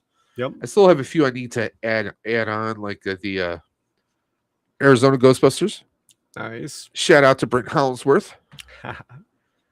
I actually have a sticker. I need to find a good place to put this somewhere. Yep. Although if they had a patch, I think I'd be interested in grabbing it. They do. They do. Okay, They I'm gonna have to grab that have- at some point. They have a couple different patches actually for that. And when I did my Back to the Future mashup, I kind of made a pseudo with some Velcro strips. I made a pseudo Dave's Dimension patch. Nice. I mean, that is one thing I'm actually interested in doing, is I want to do like a small batch run of a Dave's Dimension patch. Do it.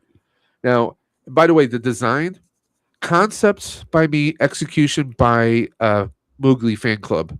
Eric Christensen helped design this. Nice. And I really loved it because, I mean, there is some Back to the Future patches out there. some Back to the Future mashups. But there was one that I really loved, but someone was selling that guy's design on Etsy, and the guy reached out to me and says, "Hey, can you not use that as a logo, and could you not wear that on in any kind of a cosplay? Because that's my original design." I'm like, respect, okay, because I took the logo and I was using it for my Not channel knowing. because I've always loved Back to the Future. You know, you find the design on Google.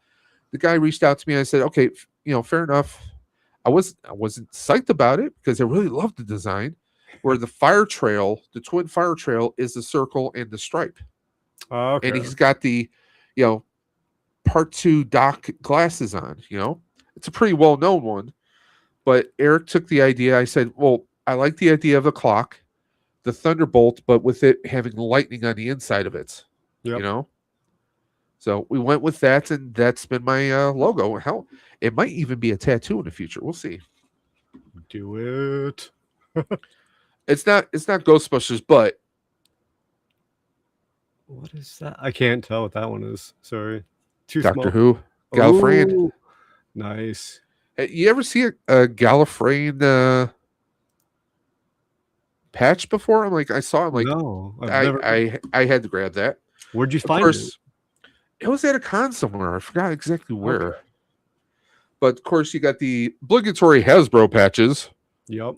with the white borderline. I mean, I've seen worse patches out there. It's just that the white outline it stands out. Let's be honest. It does. You know, It's all right. it's all right. It's okay. I mean, it's no 40th anniversary patch. Not at all. And yes, I do have the mini puff Nice. from Hasbro. I forgot who we got this from last year. We traded patches with a few people last year, and I got the Proton pets, Ooh, that'd be which is a fun one. Well, because I have a cat, Yep. who we dressed up in a Ghostbuster outfit. We still have her costume. nice. Of course, more of the HasLab patches. I like that patch actually. That has that patch. This one, yeah. Yeah. I mean, you gotta have hazard stripes. Some people call it the glitter of Ghostbusters, but hey, I still like it. And I got another of the 40th anniversary patches. I mean, those are just the ones I have loose. I do have a couple of these too. Nice. I wish I got the Ecto HasLab patch. I wish. Oh, nice. I mean, anything could be a patch. It's true. It's just that you got to find. See, my thing is, I want to find someone who won't charge an arm and leg for printing the patches. The stickers I got are they're not bad. They're decent made. The patches we got were way more expensive than I was expecting, but Yes, Archer. Yes, he says I got a re up on ours too. I do have a nerd affiliated patch. I need one. So Archer, Yes. anytime, please See, get them up soon. how about a Ghostbuster, but it's a Ghostbuster no go like the no symbol, but I don't know, we do something like I'm trying to think of something printer related, like like a no tangling reel or something. I don't know, like a tangled up spool of a filament or something. I don't know, something. There's got to be some kind of fun 3D printing spin we could do on that. I'm first on the list, apparently. Thank you, Archie. There you go. He says that to everybody. Come on, let's be honest. Okay. Probably. I'm probably like the 65th person you said. I will say this: anyone who's out there, please follow Nerd Affiliated on YouTube. Please go follow the Real Nerdbusters on Instagram. I say that not just because Archer being a great guy, but he Nerd affiliated and Real Nerdbusters. Correct me if I'm wrong. You're also sponsors of the Moogly Fan Club, and I really appreciate that you guys do that. Oh, there you go. A filament spaghetti Moogly. Yes. There you go. And the ghost is just all tangled up filament. I love it. Okay. And maybe it spews or flings out little poops, little printer poops. You know? And you can do another version where it's a Ghostbuster, but they have a printer on their back. I love it. Come on, we'll make it happen. You know, give me something fun. It might be a little busy, but it can be fun. Oh yeah, for sure. But Archer, have you ever done this? Have you ever done the gauntlet? I've seen it. Actually, he streams Spirits Unleashed a few times on his channel as well. Have you ever done the gauntlets? Defeat all 4 bosses. Defeat 1 Hellspawn bounty on each map. Yep. There he goes. He said, yes, we answered the call. We answered the call this year.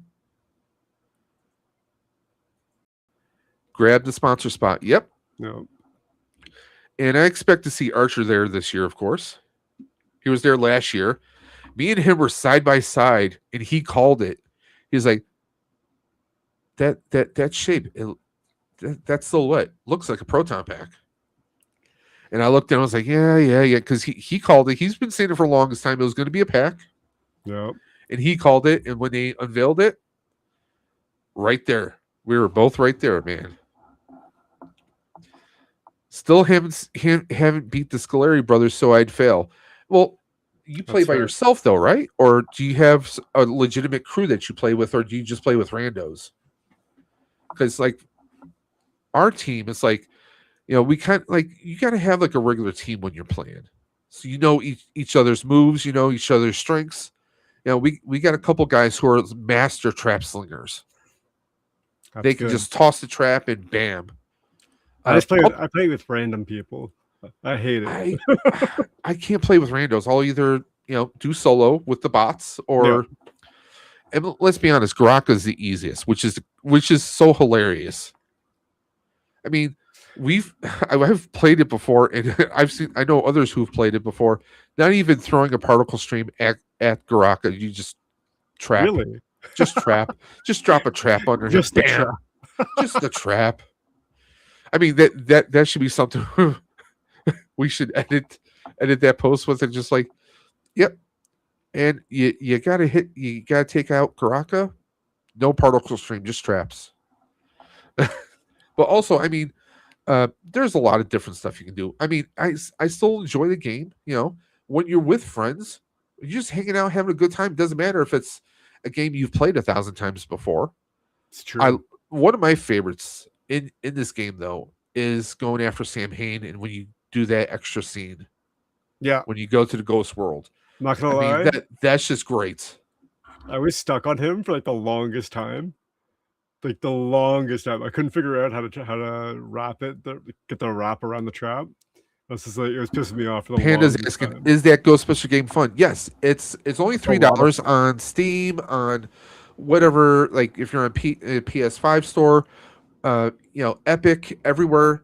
I mean, it's only a $3 game. Okay. And the thing is, you can customize.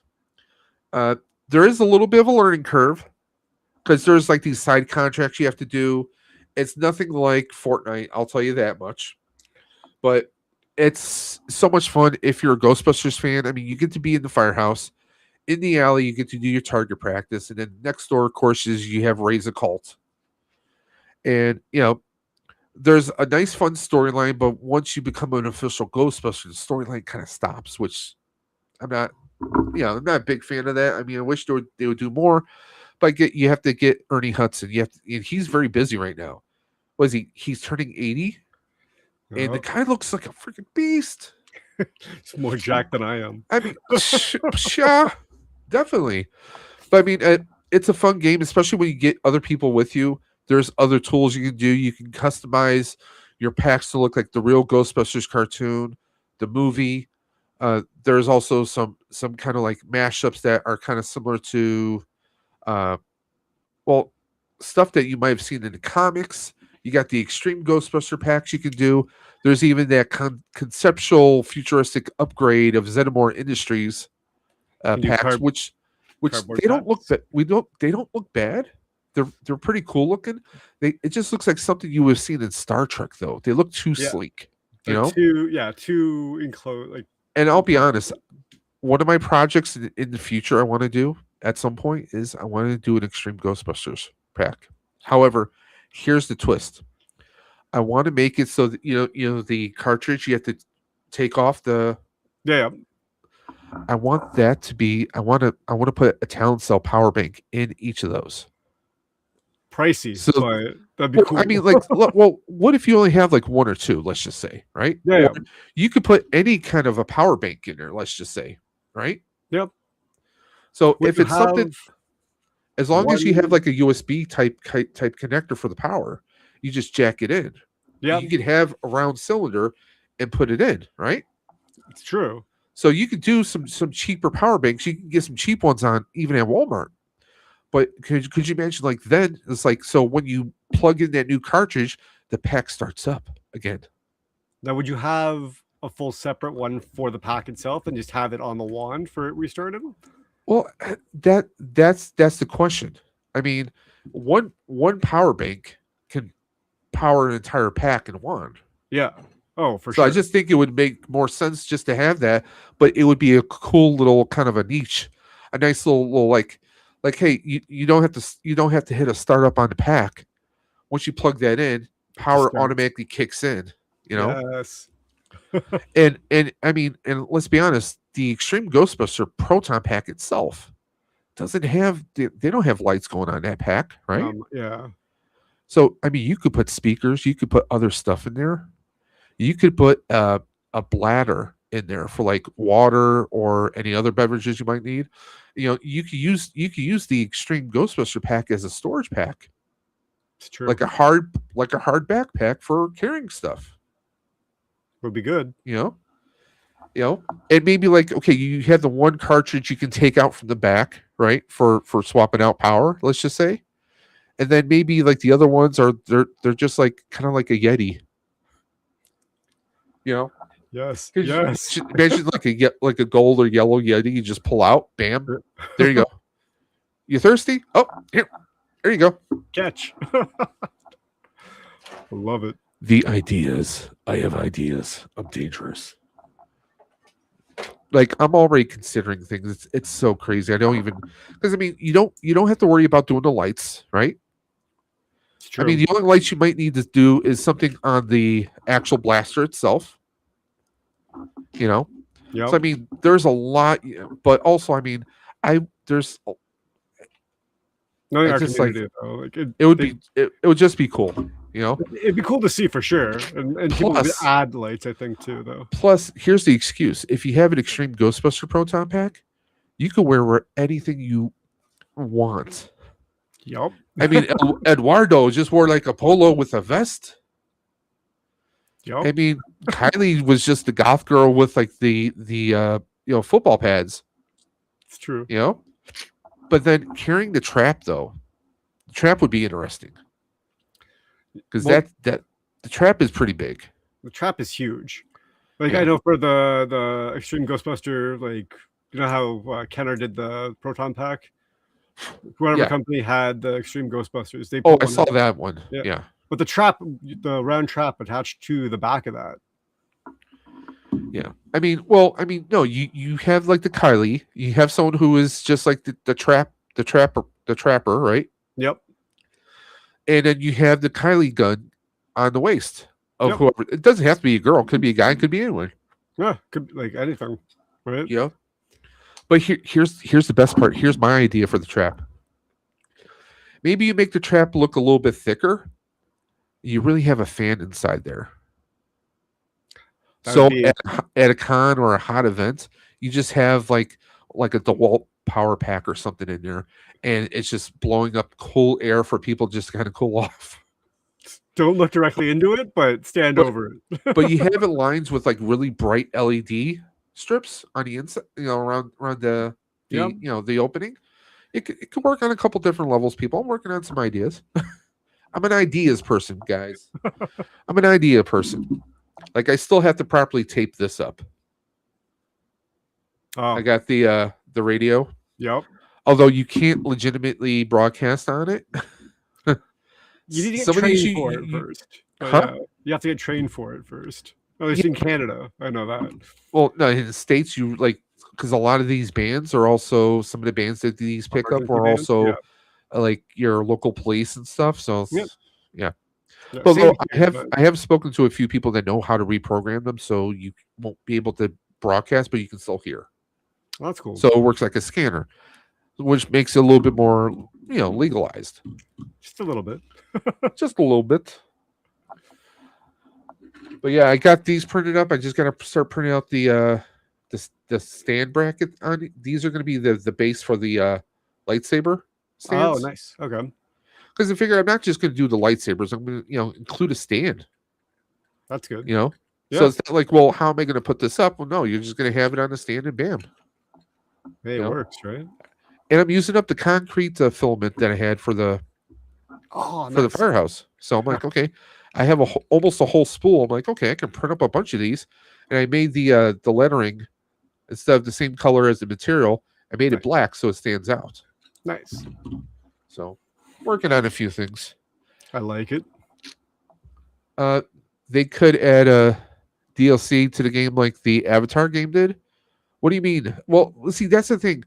Ilphonic made it so that you bought the game, and the quote unquote DLCs were not something you didn't necessarily have to pay for them, which is great. What they did was, that is, if you're still listening, Panda, they did it where like they did these Twitch drops. Where, like, if you're watching someone who's playing the game and they had Twitch drops activated, you, like me, I just opened up the browser, had the browser running 24/7. After so many hours, you got this skin, this skin, this skin, and this skin, and I had that linked to my Epic and Ilphonic, all linked up together. So I already had those skins available for me. So I mean, that's what I did a lot of times. Or a lot of times you're earning certain skins by doing side contracts. So it wasn't something that you would have to pay for, because DLCs are like, usually you have to pay for the content. And I just never did that. And I like that kind of, I think that was another thing that appealed me to, aside from being Ghostbusters content, let's be honest, was that you didn't have to pay the stuff. You didn't have to buy the stuff, which was great. Makes me wonder though if the game would have lasted longer if it was like a DLC. Well, like, I mean, where with they- microtransactions, it would have funded the company more. But the thing is, they've taken that concept of 4 good guys, 1 bad guy. I mean, they did that for Ash. They did that for Predator Hunting Grounds. They've done it for Killer Clowns from Outer Space. They're taking these great IPs of the 80s, and they're retrofitting them. That was great last year. I mean, I never get tired of looking at that. I love that patch. That's the one I was holding up. Yeah. Yeah. That's a good West patch. Virginia. And I will say this: a little word of advice to anyone out there: if you see someone putting out a patch, or if they're doing any kind of promotions or fundraising, it's always good just to kind of verify that they are working on behalf of a charity. Make sure you're doing your due diligence. Buyers beware. You never know. It could be someone scamming another franchise's material, or some artist's original content. You just gotta be careful out there, guys. I know it. There goes the damn stream now. There we go. There goes the stream. There it goes. It's a wrap. Time to shut it down. No. Turn it off. The value of the stream has dropped. The real nerd buster himself, Sometimes. Professor Archer himself. I was Or are you only a technician so far? I mean, Yes, compared to you guys, you're a doctor, right? no, compared to you guys, compared to Tony back there, like there's no way I'm still a rookie. Still a rookie. No, you've definitely earned up from rookie there, Archie. I mean, you forged a Mighty Morphin Power Ranger sword. I have. Okay, I have. you forged a sword. Okay, you're working on another sword. You have forged your own lightsabers. I have. And by the way, these are the stands. Yeah, I printed about a bunch of them. Yep. So, well, the ones I'm doing as giveaways for Mhm. Strain for the Cure, they're Mhm. each getting the stand Oh, nice. with an option of the flat bracket and the stand up bracket. I'm going to include both brackets in there. Nice. That's cool. And like I was showing Tony, I added a little. I did the black on the glyph and made the screw here silver Mhm. to add a little contrast. I have brass coming in tomorrow, brass filament, so I can do the proper, because like gold doesn't look bad, but it doesn't look, you want that more kind of like that rusted kind of look, Well, a especially little because of the more in stone. universe. It's because of the stone vibe Yeah. of that stand. But I was doing some editing and watching you guys, and I was like, yeah, I got to go charge the computer anyway, so I'll come and hang out for a little bit towards the end. are you counting the days till Ghostbusters Day? What did you say it was 4 months from now? That's crazy. Less than 4 months. I mean, it's February. It's February 13th. We are less than 4 months away from GB Day. That's wild. Scary. Okay. Tony, you gonna make the pilgrimage? I don't know if I can Come on. or not this year. Gotta Hopefully, do it. Well, who do you I'll have be to out ask there permission soon. for? Come on. It's if work allows me or not. So, but here's the crazy thing. June is the 6th month. Mhm. Yep. It's on the 6th. 666. Uh-oh. Love Dun, it. dun, So dun. so are we gonna have to face Garakas? Gozer coming back? We're gonna need 666 celebrities to show up. 666 Ghostbusters will be there. What are you talking about? What because you were talking about the Hasbro release that we saw. Well, we saw two of them. We saw the Proton Pack, we saw the two in the box, but The Ecto Glows? if you think there's gonna be what will be your prediction This for year? this year? Yeah. Ooh. Well, Tony, I guess what would you Final want to see? update on the Netflix series, if it's the Netflix movie or series or whatever it's going to be. Well, no. As far as like Hasbro. Hasbro? Yeah. Hasbro, I'd like to see an actual like Frozen Empire like plasma Mm. series line. I'd love to see that. If they're going to go with actual like play sets and stuff like they did last year, I'd say I'd hope they do the Firehouse, but I doubt that's going to happen. Well, Dave, I mean, I already got mine. yeah. No, I know you do. Imagine if when I figure out how to put lights in there, it's over. Ooh. It's over. It's over. It's Well, done deal. Hasbro's been killing it lately. They've been on a tear, They've been on a roll, truthfully. and they even earnings wise did very well this past year. So I feel like they got some R&D money to throw around for something good for this year. Fingers crossed, right? Here's the thing. We're waiting on to get the Proton Pack. Do you think it's going to come before GB Day or after? Ooh. Since it got pushed back to May, right? I would hope we get it before, at least shipped before. Yeah, I'm gonna go with that. I bet you Tony gets it first. Actually, I bet you Canada gets it first. Really? Yeah. Why do you think that? If you don't mind me asking. I think the delay had nothing to do with the product. I think it had to do with the tariff stuff. I'm waiting to see if this gets delayed. Yeah. Mm. The Ectoglow slime. Now, if you notice, I have 2 ordered. Because no, it says one item, 102.20. Oh, that's not 100. That's not $100 right there. That's I don't know. I don't collect that line, so I don't know. Do the math. No, I had to order 2, one for the wife, one for me. Oh, because the wife loves her Stay Puffs. Is your bedroom or not bedroom? Is your office a He-Man Women Haters Club? Like she's not allowed in there to enjoy the collection. She's allowed. She has her own collection though. There you go. She has a couple of white bookcases like I used to have before.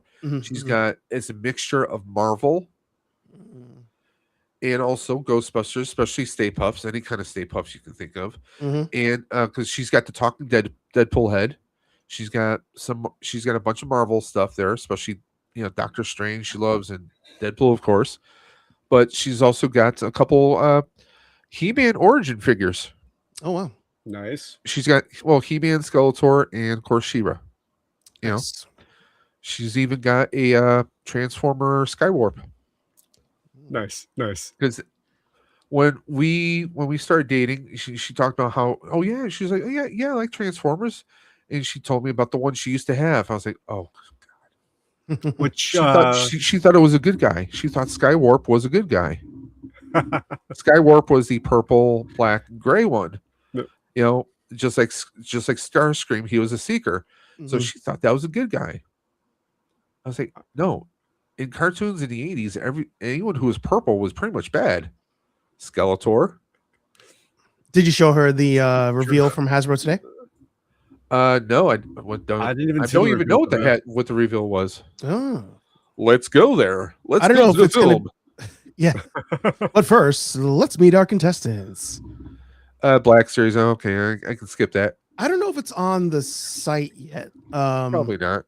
Go to Toy Shiz on Instagram. By the way, I'm a little annoyed that the NFL Blitz, the Star Blitz they're doing, they did not do a Buffalo Bills. Mm. A little bit of hate right there. A little bit of hate. Just saying. Yeah, I don't see it there. Yeah. Oh, is that back in stock? The Luke Invader. Pre-order. Oh, nice. Yep. I still have an open box mine. But yeah, go to Toy Shiz or T3 on Instagram. They should have it. Transformers related.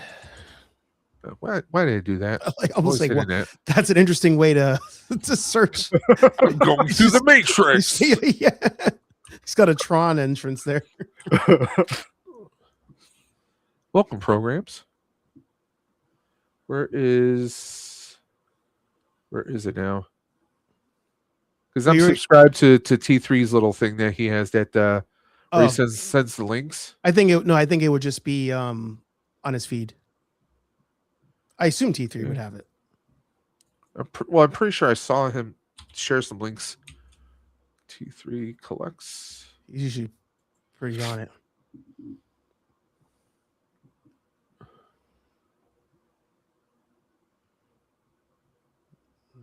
Not that one. Oh, he didn't post it. Let me see if I can find it for you. Go to YouTube, go up to Hasbro Pulse. Or go to, it might even be on the Hasbro Pulse Instagram. Fan stream February 2026. No, it's from today because they were at Toy Fair in New York City. Oh, they didn't put it on their Instagram. Where the hell did I literally make this up? I have a freaking Archer's making up stuff on the fly. Right? Is it Transformers related? yeah. Is it Age of the Primes? No, that's 10 days ago. I saw something come up on my feed, but I don't know.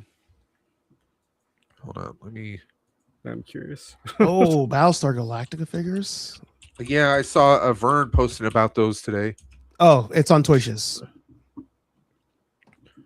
So if you go to Toy Shiz from 12 hours ago on Instagram. I'll just fire up the flux capacitor.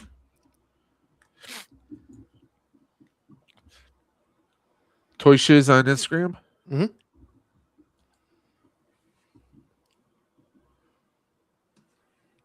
That Motu figure looks pretty good though. For the movie. Armosaurus. So now they're doing the Disney wannabe Power Ranger thing. Nope. Is it Keep edit? going. Keep going down. Keep going. He posted a lot today. Keep going. Transformers and G.I. Joe, or Turtles and G.I. Joe. Okay, because everything needs to mash up. Yeah. Crossovers. Almost there. There it is. Right there. To the right. Oh, this? Mhm. Archer, we could 3D print that. What are you talking about? I know, but it's still cool. It's still cool. But will yours glow? That's Huh? will it glow if we print it? Well, if you put an LED light inside of it, because if you notice, it looks like there's a rod here and a rod here, Oh, I'm not so you gonna can still lie. have. Yeah. No, when they because they had like a full live Because guy doing it. because with the way the thumb is right here, Yeah. you could probably hide a switch right there to turn it on and off. Oh, probably. Yeah. And then use some And- blue translucent filament. Yep. But here's another thing: put like a little lightweight speaker somewhere, so you have the touch. You got the power. Exactly. There you go. You know, and plus, here's the thing. The thing is, though, when Hasbro does this, you're going to see that kind of marbling in the plastic because they're not going to do any kind of paint apps on here. You know that for a fact. Oh, for sure. Yeah. It's Hasbro. But what I do like is, one of the things we talked about a couple years ago was they should really go to direction of doing more prop stuff. But did you notice the colors on his shirt, though? Blue, gold, Hot rod. red. No, Oh, Optimus colors. Prime. Mm, They're kind of prime colors if you think about it. they do that a lot. Prime never opened it though. He did in the cartoon. The Return of Optimus Prime. That's fair. That's fair. I'll give you that. I'll give you that. When Hot Rod was because he had the plague virus. Damn it, Hot Rod. It's like, damn it, Barry. I'm trying to see what else he No. reveals. He's doing the Ultra Magnus. Damn it, open, damn it. Why won't you open? Because you're Robert Stack. That's why it won't open. This ain't Unsolved Mysteries. But it'd be cool. You rig this up so the base is a charging station for it. There you go. Yeah. That'd be cool, actually. Have it. I mean, come on, Hasbro. You're experimenting with USB connections with the HasLabs. The Ecto One has a USB port, so do something where you could have a power bank in there or an option to connect one into there, and that's the charging for it right there. Well, you don't like have to worry about batteries. something cool that like even like this coffee mug I have, my wife got it from for Christmas that it heats up, and it's rechargeable. But I don't want to like tilt over the coffee. But there's two metal rings here, so it just sits on the stand and recharges. It doesn't plug in. Oh, okay. So that's something they could use for something Wireless that's- charging. It's essentially like wireless charging, yeah. And I saw it, and I think in a tested video, they were talking about LEDs that literally turn on just from the two pieces of metal making contact. So like you can do like an Iron Man visor, for example, where like maybe the battery is like here, and the wire goes into the helmet, and then when the visor closes and the two metal pieces it connect, connects the circuit to make it closes the circuit. the lights. That'd be make cool. the eyelets go. Yeah. That'd be cool for that and the voice. Yeah. So like Yeah. the mic Have like attaches and stuff. Optimus's voice. The modulator arrives for turns on, Optimus yeah. Prime. Yeah. I mean, it's definitely cool. I mean, I think this should look more silver than gray, but I agree there. Should be like the metallic. Ooh, where there it the is. fuck that in? USB. There you go. USB power. No, I mean that's a big improvement from the Tesseract, because I have the Tesseract figure of Loki that came with the Tesseract itself, Yeah. and it's sweet. But you gotta take the Tesseract apart The sad thing to with charge this, it. this is easily going to be about 40 to 45 bucks at least, I'm guessing. Easy. So what size is It's- it? You know? Well, like it's 5-inch. It's like a liter, I'll say. Maybe maybe not a liter, but I mean, this is pretty close to what the original one used to be. I mean, it's a little bit nicer. It's more cartoon friendly, but it just it sucks Can't that get away from the your average figures are between what 40 to 50 or 40 to 60 bucks now, which Yeah. is no insane. more It's criminal. $15. No more $15 figures. No. It's funny. We're like our clearance now is like what regular price used to be. It's like, please get down to $21. Please get to Honestly, though. These insane. look kind of cool, but I would, you know what I want? I want them to redo the Ghostbuster ones. Mm. Well, this is Playmates, right? Hey, No. Hasbro's lending out the license to all the other companies. Why not? I mean, GI Joe is Hasbro. Yeah. So- I think Playmates has it now. Playmates, for yeah. Turtles. Oh, McFarlane's doing Helldivers. Oh, geez. Peg warmers coming up. Do you believe in liberty? Oh, of course, Transformers is joining Evangelion. Yeah. It makes sense. When are they joining? When are they crossing with Gundam? Be good. I don't know if they would.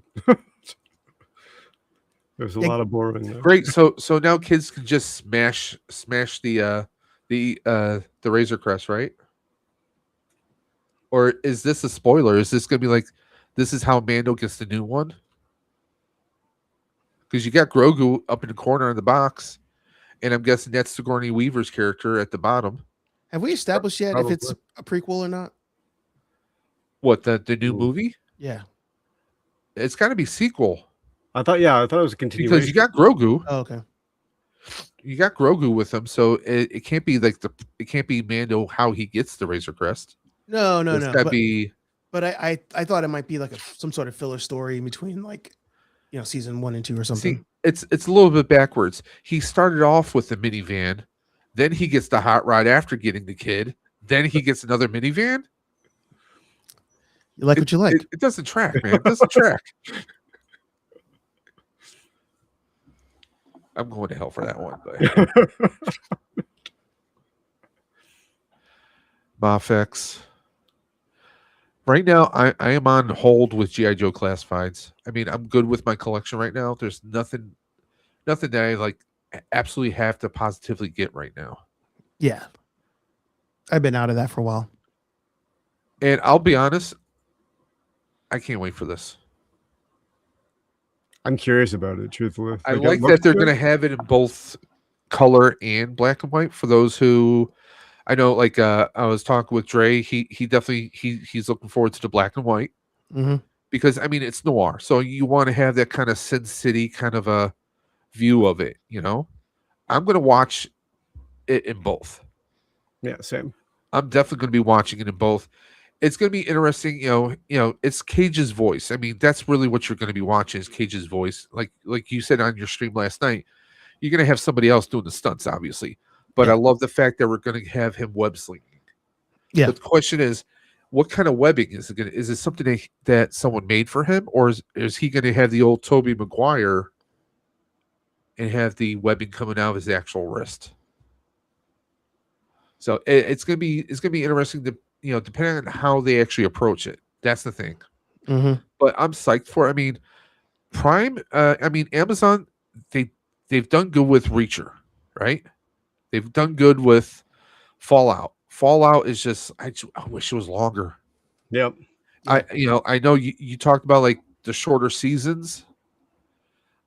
I wish we had longer seasons, to be honest. Even Star with Trek- animation. Star Trek is freaking killing it. Yesterday's episode was No spoiler. another banger for me. Haven't seen it. No spoiler. I mean, when Batman shows up, oh man, that was just killer. I knew it. I mean, hey, you have Holly Hunter as a captain. You could have Michael Keaton pop up somewhere. But I mean, it was another good episode. Mm-hmm. I mean, for all the haters out there and haters who are my friends, people have been criticizing it. Hey, if you don't like it, don't watch it then. Exactly. If you don't like it, don't watch it.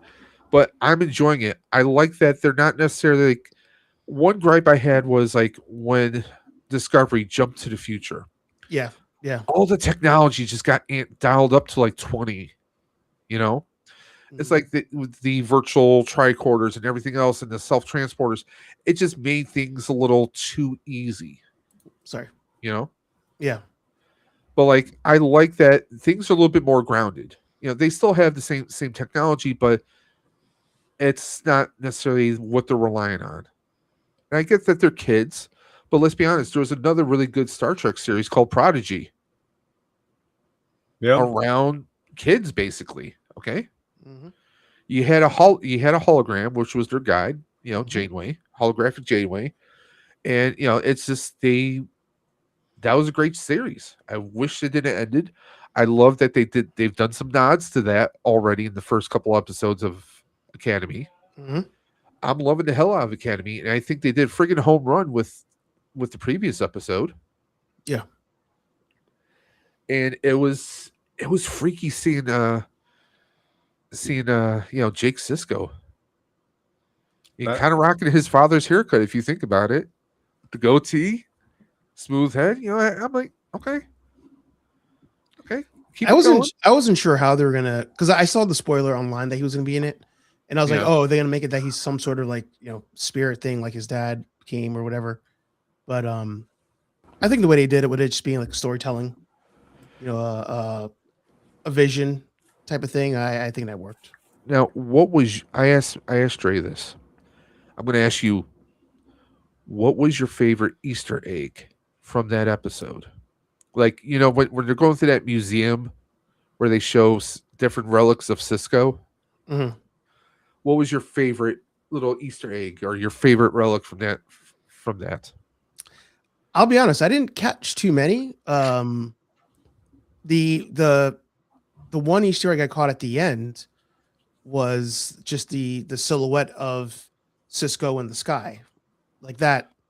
I was like, oh, wow, I didn't catch that. I'm going to have to rewatch that now. yeah, because I was like, from a cinematic perspective, I'm like, they're showing a lot of horizon here for some reason, and then on the top right, you kind of see it. I mean, I'll be honest. I have to be that fan that has to say, I would love to see something later I down the line.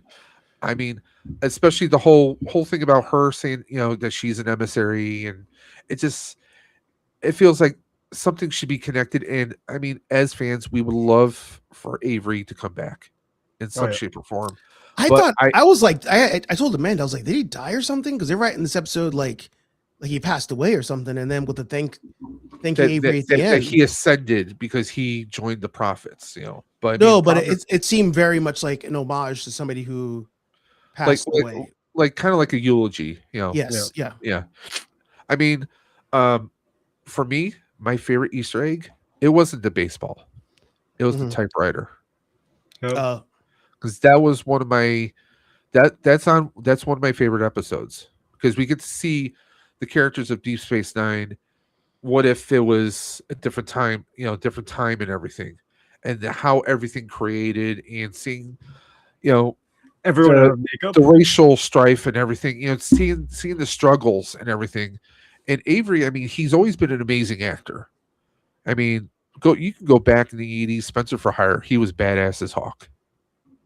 You know, he's always been a great actor, and you know, he's been a professor, he's been a teacher for many years, you know. He's just a powerful speaker. I mean, I remember seeing him in, was it American History X, That's right. you That know. was him, yeah.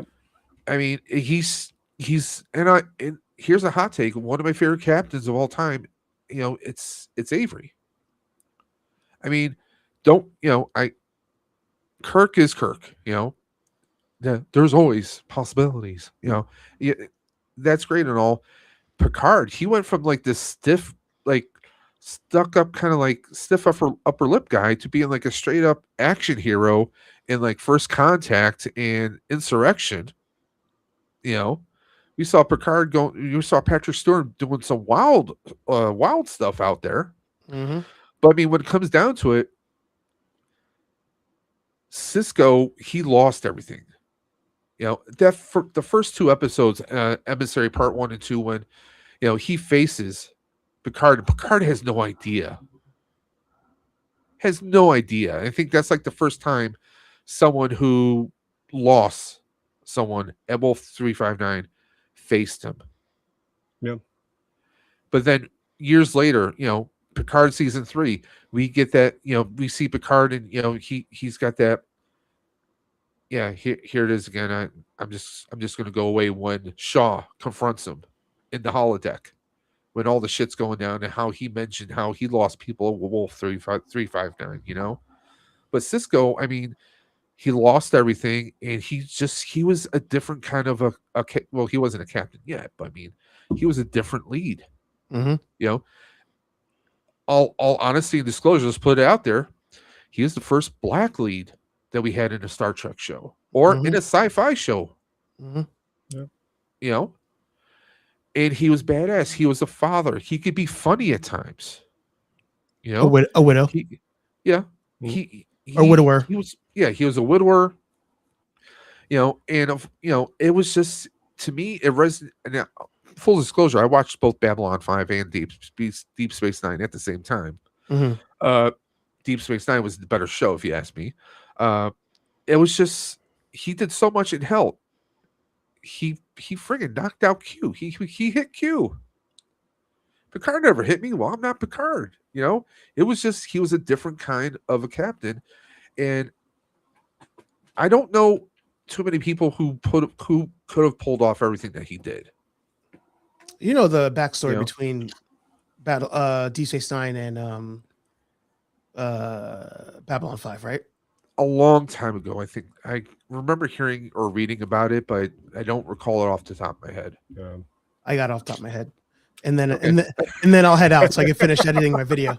So it's one of those like scenarios where two rival things come out at the same exact time, and it's like obviously people have to be talking to each other because there's no way to have that much coincidence, especially as you would know, Tony, in the movie industry. It takes so long to prep for something. Yep. So the guy who ended up doing Babylon 5 went to Paramount and was like, hey, I have this idea for a Star Trek show, space station, everybody's in one spot type of thing. And they were like, that's dumb. We're not doing that. And kicked him out. And then he was like, all right, well, I guess I'll just do it on my own. But turns out they were like, hey, you know what? Maybe we could do that idea. And they started working on Deep Space Nine. He found somebody to buy Babylon 5. So at the same time, both shows are being created, both shows get released. Star Trek being the bigger franchise, of course, everybody thinks Babylon 5 is copying Deep Space Nine, but really it was reverse. And then as time goes on, people keep telling him, like, why don't you just sue them? Like, that's obviously your idea if that story is true. And he's like, that's a whole movie studio. Like, you expect me to sue them and win? Like, there's David and Goliath kind of thing. Yeah, it's like, no way. So he let it go. But that's why both shows were out simultaneously. And don't get me wrong, both shows had very likable characters, and I mean, they did have some Star Trek legacy in Babylon 5 with what's his name, Walter Koenig. Mm-hmm. I mean, you had Lost in Space alumni in there, Bill Mummy. I didn't get into it that much. Lanier. I mean, I like Bruce Boxleitner in the show way better than the original captain. He was just too damn stiff. But yeah, I watched all the way through. I even watched like the TV movies they did with the Rangers and everything else. Mm. I mean, I liked it, but I mean, Deep Space Nine was just, it was, I don't know, maybe because I was always a Trek fan. Yeah. But I mean, Cisco was very likable. The irony that, Cisco's mentor and best friend, this age-old, wise man, is like this, late 20s, something hot thing, and come on, when they brought Worf on, yeah, that added a new dynamic to it and everything. I mean, it was. And what's his face from the engineering? Miles O'Brien. Miles O'Brien, Cole Meany, a fellow Irishman. I mean, they had so many different levels in there, and they did so much. It was such a non-traditional Star Trek show. Yeah, I mean, it's a space station. Yeah, they did eventually, add the Defiance, and of course that was like the central point for the Dominion War and everything. But I mean, you had you had a changeling on there. Odo was the pseudo Data Spock type fish out of water character, right? Mm-hmm. But I mean, like you had Kira Nerys, the kind of butch, tough as nails, and then she winds up being a softer person over time. Mm-hmm. Cisco, just like he was a force. I mean, it was a badass moment. Like first time that they evacuate the station, Golden Cot's there, and he sees Cisco's baseball. He knew they fucked up. He knew that they messed up because you see the ball, you know he's coming back. That's something, and I love that they also did that in the Star Trek the online game. You can go to Deep Space Nine, you go to the the XO office, and you see Cisco's ball right there. But they're killing it right now. One thing that I always cracked up was that episode. One thing that I was like, I was telling someone, I was like, yeah, it's they got all these love letter Easter eggs for Deep Space Nine, but it also has a little bit of Mork and Mindy to it. I think I commented that on your Facebook post. Yep. Because that's what Sam is kind of. She is the Mork. She's reporting back to her to her people. No one else is aware of it, but she's reporting back. Kind of like, Mork was in his little trance, sitting upside down on the sofa, reporting back to Orson. Mm-hmm. And I kind of dig that. I would like to see more of that actually down the line. It's going to be interesting to see what they do, but I'm loving it. Yeah. I'm all for it. And when you watch this week's episode, you're really going to dig it. I think you're really going to enjoy it. How do you? And I know you have to go because you're editing, but how do you feel about Paul Giamatti in the first episode? I had no issues. I knew he was in it from when we went to the experience at New York Comic Con, but I thought he was great. I liked it. He plays a hell of a villain. Yeah, he's good at it. I mean, the scary thing is we're getting some great villains in the TV shows. I'm blanking on what's her name. That was the changeling, the smoker from Picard season 3. I'm blanking on her name. You know who I'm talking about. They had these. Wait, great Tony. actors. I think Tony said it. No, I don't know her name. I can't think of her name. Well, You know who I'm talking about, though. I do. Great villain, but it was a TV show. It wasn't like a movie. No, But it's that movie, that cinematic level type villain. I mean, Paul Giamatti, we've seen him in was it the Big Fat Liar, and he's done like these smaller parts, but like to have this like big massive villain type role, it's like, and he does it really well. yeah. It's like, hey, I want more of this. But yeah, but you said you got are you doing editing a Daily Planet or another 3D printing video? It's a 3D print video for tomorrow. It's more just a BTS type video. It's gonna be much shorter than the usual. But figure I just throw something together. Are you gonna do any airbrushing for beginners kind of videos? Maybe at some point. I do have the airbrush in the video coming out tomorrow. nice. But once I'm better at it, again, somebody like Tony could do a better video than I could on it. But Rex recommended this, so I'm like, screw it. Rex recommended it, so I'm gonna go for this one. So it has the tank. that's the bigger tank, yeah. So it has the tank, the compressor. There's dual fans in there. I'm sure at some point I'm probably going to get some different guns because someone's like, they're probably okay guns. I've had no issue with it. I use the one in the center, and I like no issue. I didn't realize this is a 10-foot hose, so that's going to have plenty of reach for me. So I'm excited. I'm going to buy some. I looked it up. It's like a crimson, I think they call it, for the color for Daredevil. So I gotta start putting magnets in. I messed up the other helmet, the one I printed in red. A couple of the magnets, when I glued them in, they were reversed. Oh, you could. I did that. You can get them out. They weren't coming out with the glue I was using. You can get them out. I did the same thing. You got to use a heat gun. Maybe I'll try. Yeah, not break the plastic, but you got to break the steel. Exactly. Yeah. What kind of glue did you use? The like Loctite stuff. Yeah. I used Gorilla Glue. Yeah. Same thing. Yeah. I'm telling you, heat gun and then pry them out if you want to. But I did the same thing. I did it twice actually. So that's I why did it this on is two. number 3 for me. Oh, Hey, live and learn. Yeah. So I will true. say this: the lines, you can't see the lines on the top of it unless you really look really close. I can't So it see. came out pretty well. Yeah. Oh, because of the yeah. Come on, R2, over here, R2. There you go. I call my camera R2. There you go.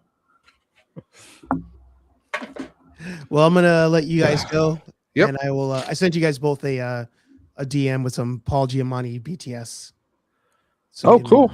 enjoy some makeup stuff. Yeah. Very, very nice. Exactly.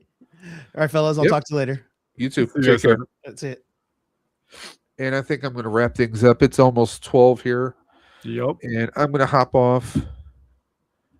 And I will check some of the stuff Archer sent. I got some emails, and I got someone messaging me because I'm actually getting rid of 2 of my Hot Toys to Ooh, get some which ones? funds. Spider-Man integrated suit with the deluxe with the Doc Ock arms. Yep. Because we may be moving sometime next year, and I'm going to have to be condensing space anyways. For So sure. I really like it, but I'm like, I can live without it. Because if you can live without something, you're like, it's like Dre got me in the habit a long, good while ago. Was like, when you're buying figures or collectibles, can you live without it? Then It's you true. don't need it, right? It's true. So plus that's another thing is like, the more and more I'm 3D printing, the more and more is like, well, I don't necessarily need to buy figures, but you know what? I can use the shelf space for like displaying some stuff that I want to 3D print. Right. So that's kind of like where I'm at. Like a couple, like this, one of the starships I printed out came out really good. I'm like, okay, I kind of would like to do maybe a shelf of a bunch of them going across. That'd be cool. So it's like this, like when you're printing props and you're printing, I mean, a roll of filament is between what, maybe 14 to $20 depending on 20. the filament. Yeah, 25 at most for here. And imagine how much stuff you can print out of that compared to what figures are roughly almost $30 after tax, If at not least here more. in the States. More for you. Yeah. But you see what I'm saying? No, it's like it gets pretty costly. So like, I mean, like here I ordered, got red, black, and that brass filament coming in tomorrow. Nice. I like this color of a brass too. I think this is perfect because I've seen some different tones before. So I got this. This is like 18 because it's silk, obviously. Yep. The other ones are only like 13 or $14 a spool. So It's not bad. So this is going to be what I'm going to use. I'm actually going to redo several of the lightsabers because they're supposed to have more of a copper bronze kind of a look. So I'm going to redo a couple of them with those Nice. because I have the gold. The gold, it just looks too bright, Is that what you used on the extreme packs? Yeah, that's Yeah. exactly what I used. Yeah. Because the stands that I'm doing for this is how bright it came out. Oh, okay. Right? Yeah. And if I go back to Maker World, back in time. There you go. So like on his stands, to me that looks, I mean, still going to look shiny, right? It's still going to have like a shininess to it, but I think that's more of the color. Yeah. That's And you're going to use the brass for? Yeah, that's what I'm going to use the brass for that. And also for, let me see, go back to his sabers. Because like on some of these, like where is it?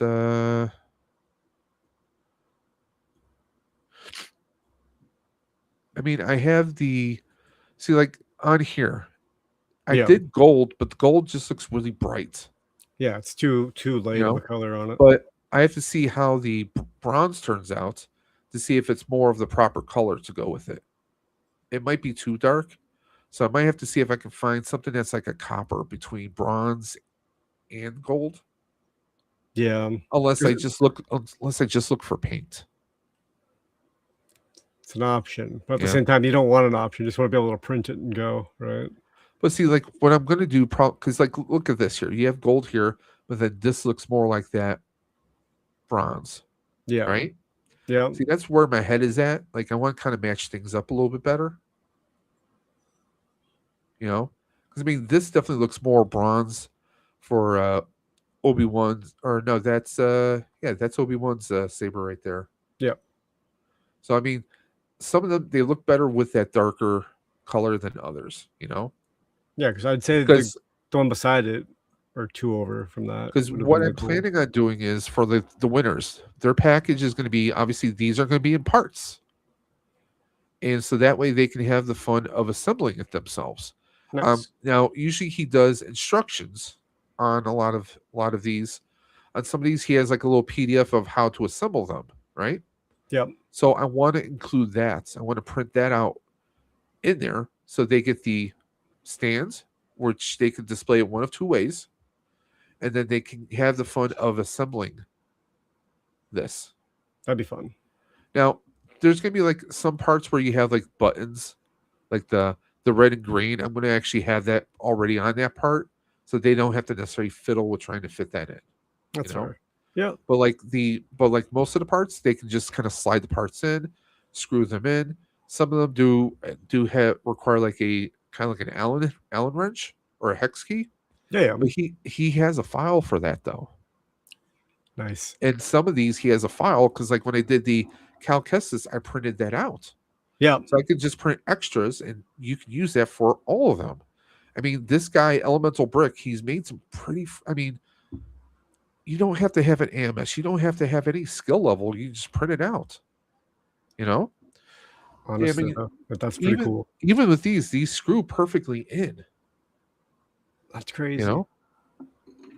They screw perfectly in and it's insane. So I just figured, hey, all I have to do is put it like in the instructions, be like, oh, by the way, please don't use too much force, or otherwise you're going to break it. Because Yep. it is. I have noticed that silk PLA is not as durable Mm, as regular PLA unless I increase the infill. yeah. That's one thing. I'm not going to make it 100% because then I'll be going through so much filament. It's not even funny. But I want to do maybe about 5 or 6 of these, I think, as prizes. Stupid question for you, because Yeah. I don't have a dual action printer. Could you infill with a separate color, or would that show? I'm not like, sure. I know I can do supports of different color. Yeah. Okay. I know I can do that. I don't know if I can infill a different color. I get what you're saying. Like maybe do like a regular PLA and then have the outer layers be the silk. Yeah. I don't know if I can do that. Worth trying. I mean, it's worth a try, but also if I'm doing that layer by layer by layer by layer by layer, It's a lot. it's a lot gonna more take time. forever. Now I was thinking of doing one run.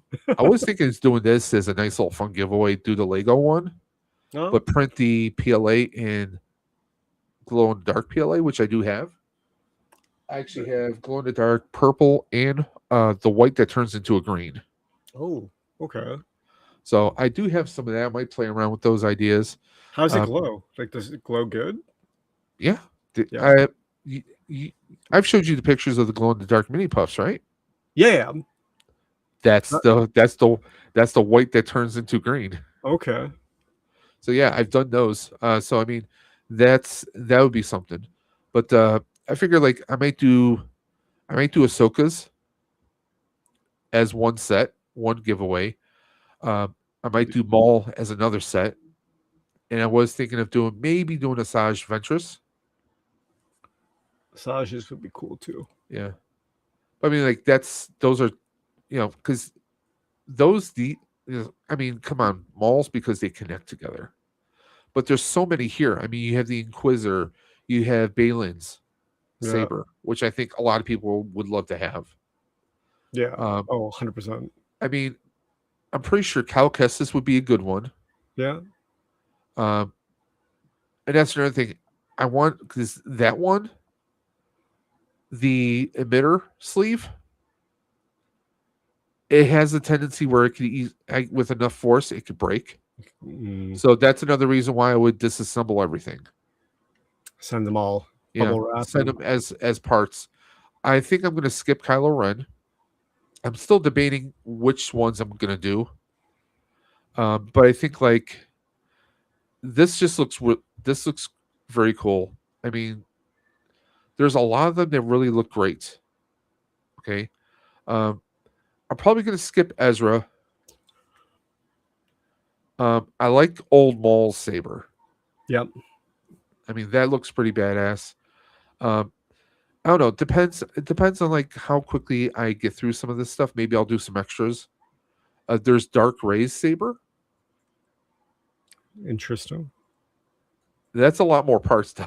That's a lot more parts. Like, holy. But it's not really that much because a lot of the silver I can print in maybe 2 or 3 jobs. The Yeah. red, quick and easy, and then the black. And then same thing with this side. I try not to put too much on one plate. For sure. Also, there's the fact that I have 2 printers too. Oh, So yeah, while I'm doing the silver, I can do the red on the P1S. So, but I mean, I think that's a cool looking one. But I'm trying to think aesthetically, like it doesn't take much to print these. I'm just trying to think like what would people like, and I might just do them as mysteries, so people might not know what they're actually going to get. I'm still debating that one. But I mean, hey, for a $10 donation to Ride for Roswell, Oh, yeah. Right. one $10 donation gets you in on all the wheels. My cat's Oh, in- Black Kitty. Yep. We have two. We have Nice. 2, and then we have one who she's just a mix of everything else. She's a tabby. That's fair. Is that a boy or a girl? He's a boy. His name's Salem. Of course. Were you a Sabrina fan? Be honest. I was. My wife was. We have Monty and Olive, Oh, nice. because Black Olives. My Yep. wife, when she was a kid, her grandmother used to feed her olives. So, and she went. The story was she had Monty, and she was going out buying him cat food, and just so happens she went to the pet store. They 10 Lives Club, which is a big cat donation adoption agency here. They were there, and they're showing a little black kitten Oh. named Olive, and of course my wife hit the heartstrings. She's like, "Oh, well, I gotta," oh, brings her home. So those Destiny. two preceded me. So How did and they thi- react to you coming in? well, when they first met me, they flocked to me like I was one of them. That's good. That's good. So that's one of the reasons why my wife knew. Okay, he's a keeper, because they both came up to me. So It's like, a okay. cat person, eh?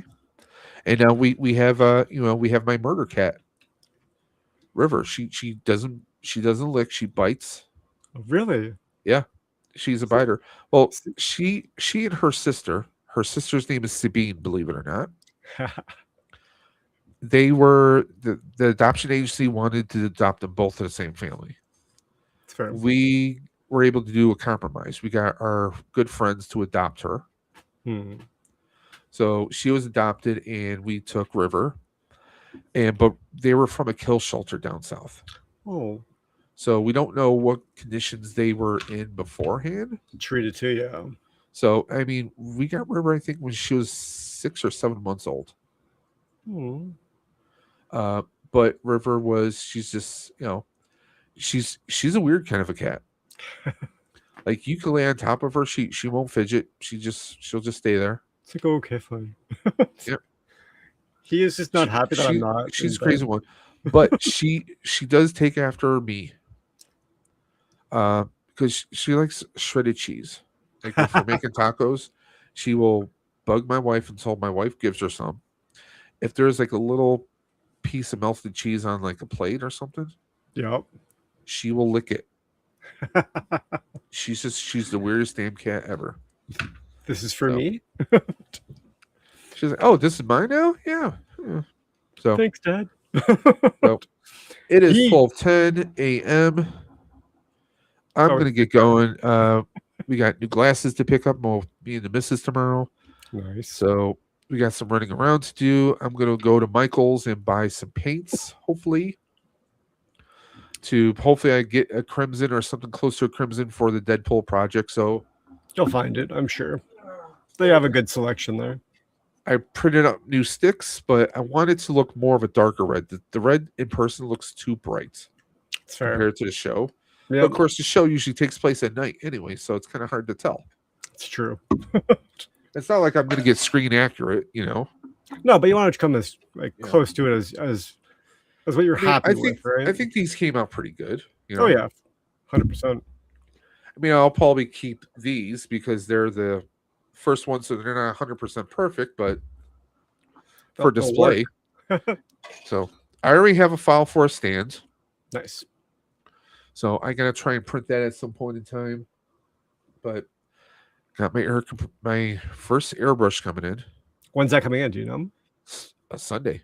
Ooh, that's fast. You're Yeah. lucky. Amazon. I mean, I had a small like one of those. It looks like looks like a battery unit Yeah. with a little brush on the top, and I could never get it to work properly. But I just figured it was probably because it was a cheap like $30 item I bought off Amazon, anyways. Yep. So you get what you pay for. But I'll be watching a lot of videos this weekend on airbrushing and doing the mixtures because I'm terrible of like I've never been able to do a black wash properly. So we'll see. But I'm trying to go through some stuff. I'm probably going to switch this around, move my standing desk over back to this side here, Yeah. bring my IKEA busted up desk over to this side again, and maybe move both printers side by side. Yeah. So I'm debating a few things. It's fair. You'll I get got a it. lot of stuff I need to clean up in here too. So hopefully this weekend I can get some stuff cleaned up.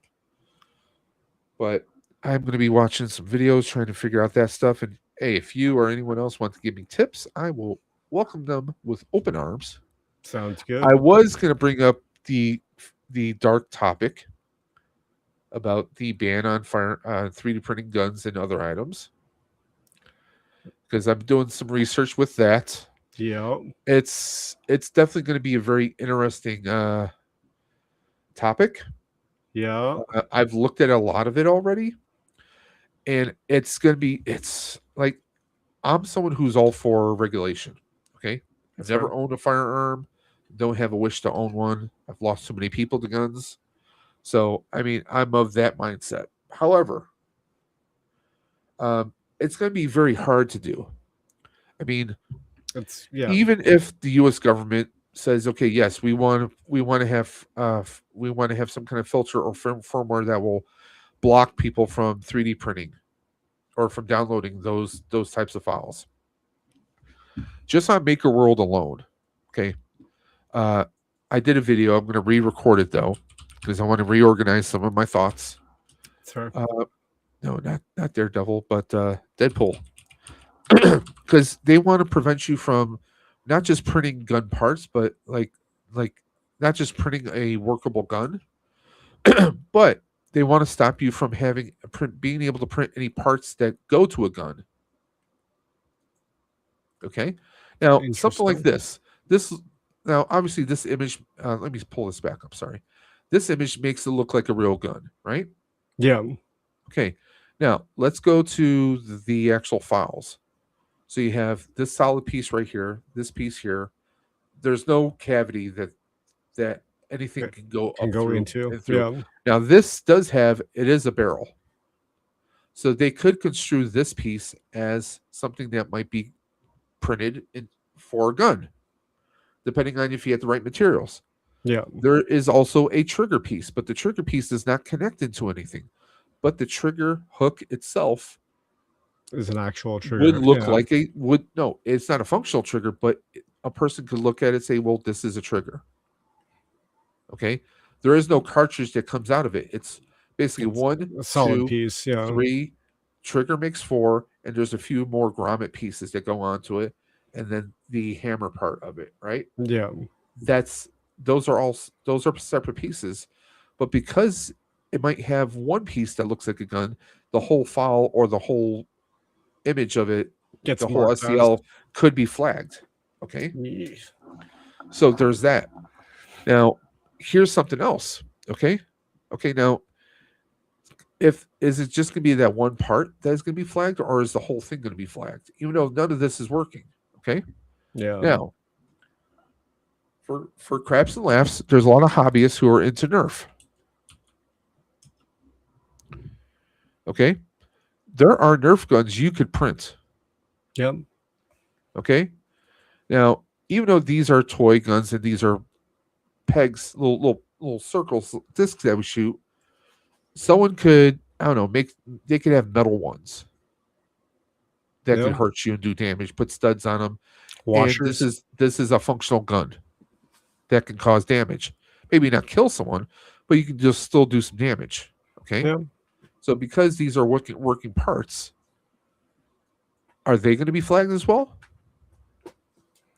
You know, I hope there's not. a lot of working, like people love to do modifications on Nerf. Okay. Yep.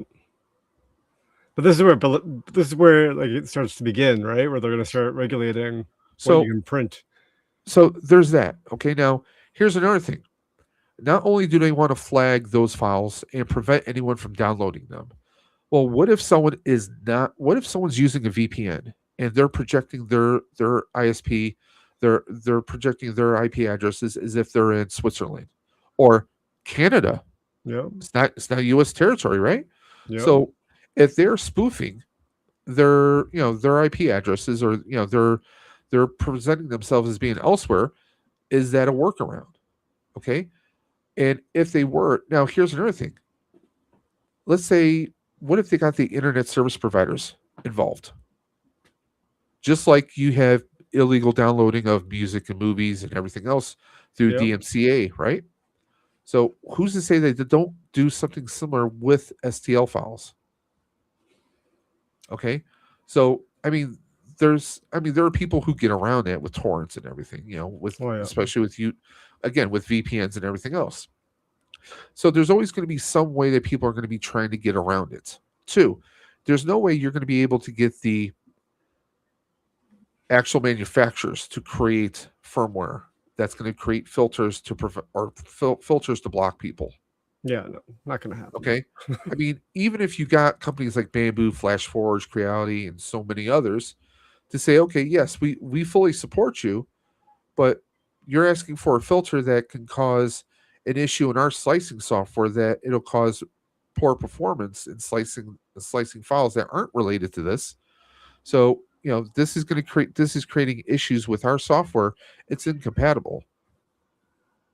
So, what's to say that something like that doesn't happen? Right? Yeah, no, it's true. Or what if someone just says, well, you know what? Okay, I'm not going to download anything. I'm going to go ahead and create my own files offline, not connected to the internet. They can't stop that person then. Or There's always a workaround, right? who's to say that you don't Frankenstein a 3D printer very much like a PC builder does with a computer? Okay.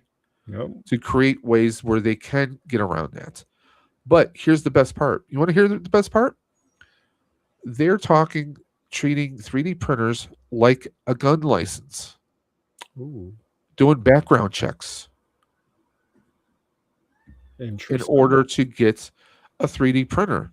Any 3D printer that would be capable of printing parts that could be used as a gun or in creating a gun to create a background check. So they would treat it just like a gun license. You have to have a background check before you can own a gun. Damn. So what if hypothetically you have someone who maybe they made mistakes young in their life and they're turned around and they want to have, a side business doing 3D printing little action figures or little accessories or doodads on an Etsy store or at a flea market, Comic Cons, things of that nature. Now, because they want to have a gun or they want to have a printer, just so happens that that printer meets the criteria of a printer that could be used to make guns. This person gets flagged because maybe they had a misdemeanor, or maybe they're convicted of gun possession at some point in time in their life, and now they're being prevented from doing that. Yeah. So there's a whole ball of chaos out there. It's a can of worms, truthfully, right? Okay. Now, 90% of people out there are not going to be making guns. 95% aren't. But there are some people who want to make props, for collection. Yeah. Those Deadpool guns I showed you, right? Yep. I printed gold sparkle ones for my wife a couple of 2 years ago for a Deadpool cosplay. Well, based on that criteria, potentially speaking, I wouldn't have been able to in the future. Now, I get that they want to stop people from making ghost guns that can pass through metal detectors, right? Yeah. Well, what's to stop someone from making a ghost gun out of wood or some other poly materials that aren't even used with 3D printers? Yeah. It's just that because 3D printers are so accessible, they think that, people are going to be making guns. Not necessarily. Now, our governor here in New York State is pushing this agenda. It just so happens that New York State is now enjoying the lowest gun violence in previous years. It went down 60% last year. That's good. Which is great and all. Yeah. But she's using that as ammunition. Oh, well, we're going to stamp it out because we're putting these, we want to put these restrictions out. Well, one, that's at the state level. There's a couple, Washington State and a few other states that are also trying to do this. One, there's a lot of issues with that because one, they're only looking at one side. They're not looking at, people who just print stuff just for everyday stuff. Or what if are you going to be totally against the nerd culture now because we want to print something? What if someone wants to print a prop for a Star Wars Stormtrooper? Yeah. Those blasters, some of those parts look like they could be actual gun parts. So now you're not going to be able to do that. You're going to have to, what are you going to do? You're going to outsource, you're going to vacuum form those parts now. Other people are going to find ways to do that, but it just complicates the entire conversation. Think like Helldivers is really big. Those aren't working guns. Yeah. A lot of those parts are 3D printed. I mean, what are they going to do next? Or if someone wants to print something that looks like a grenade, you're not going to be able to? It's true. Or what? If someone 3D prints something that looks like a gas mask, are you going to think that that's a potential terrorist? So now you're going to prevent that?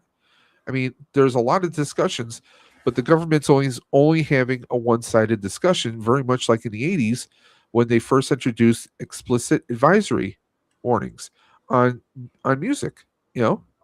They also did that for video games. Yeah. They try to crack down on stuff, but they only looked at it from one perspective and not the other perspectives. And that's what's scary, right? Okay.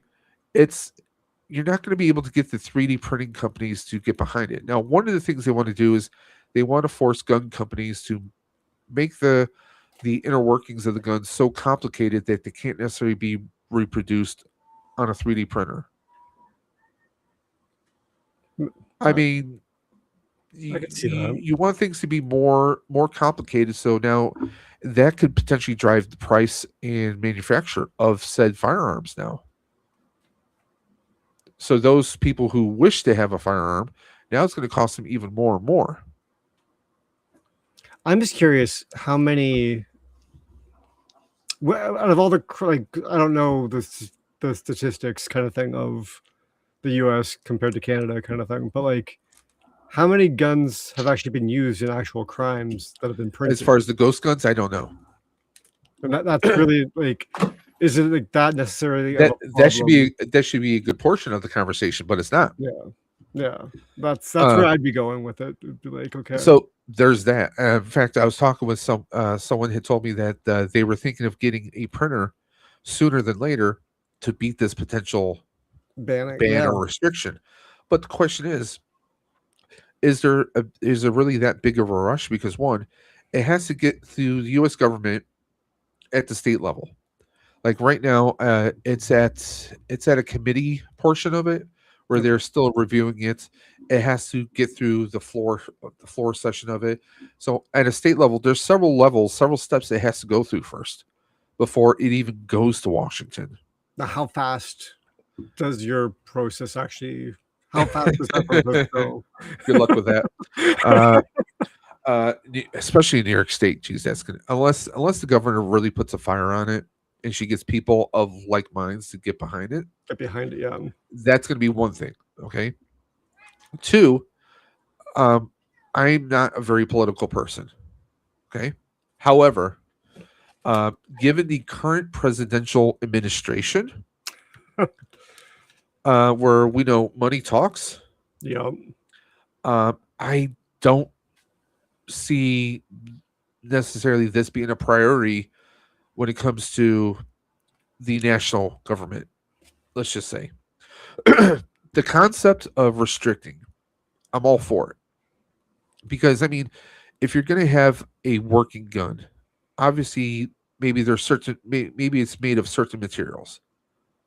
Okay. So maybe if you see a certain type of, like, okay, there's this STL file that matches the criteria, and this person is using this kind of material. So this is going to match up. Now, if someone's just using your basic 15% infill on PLA and they're trying to print a gun part, that's not going to stand up. Yeah. Okay. That's not going to stand up. I mean, when someone pulls the trigger, it's going to crack in half. Right. So, I mean, if you have something like that, then obviously that's what they really should work on is like, okay, can we flag, but then the thing is, you won't be able to see if those features are changed unless you're actually monitoring the inside of the software, the inside of the slicer, right? Yeah.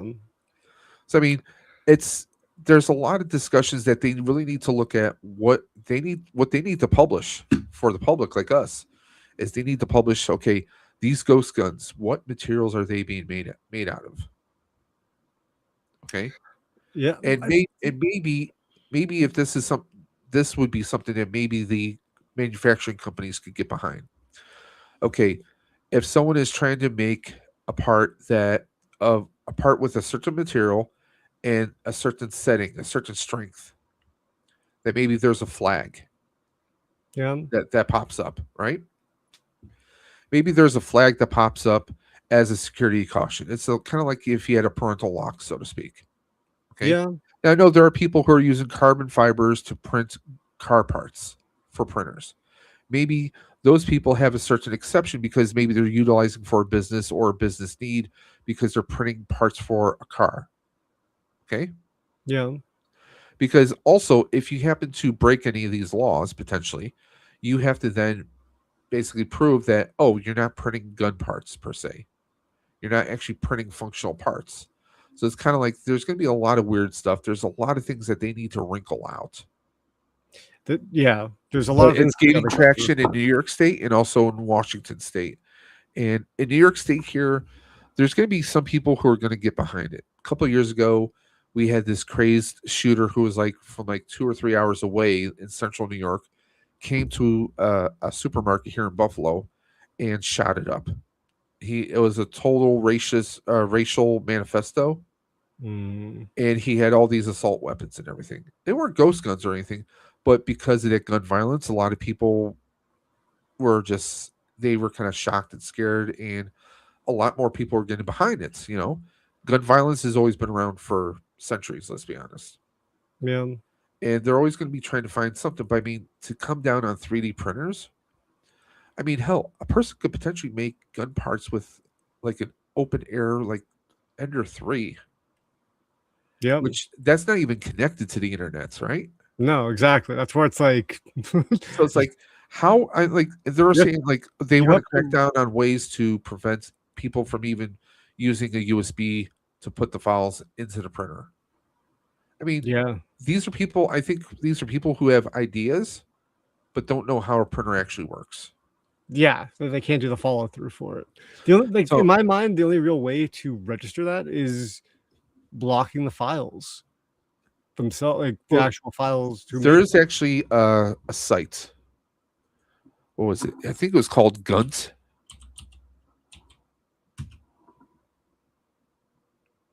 No, apostrophe.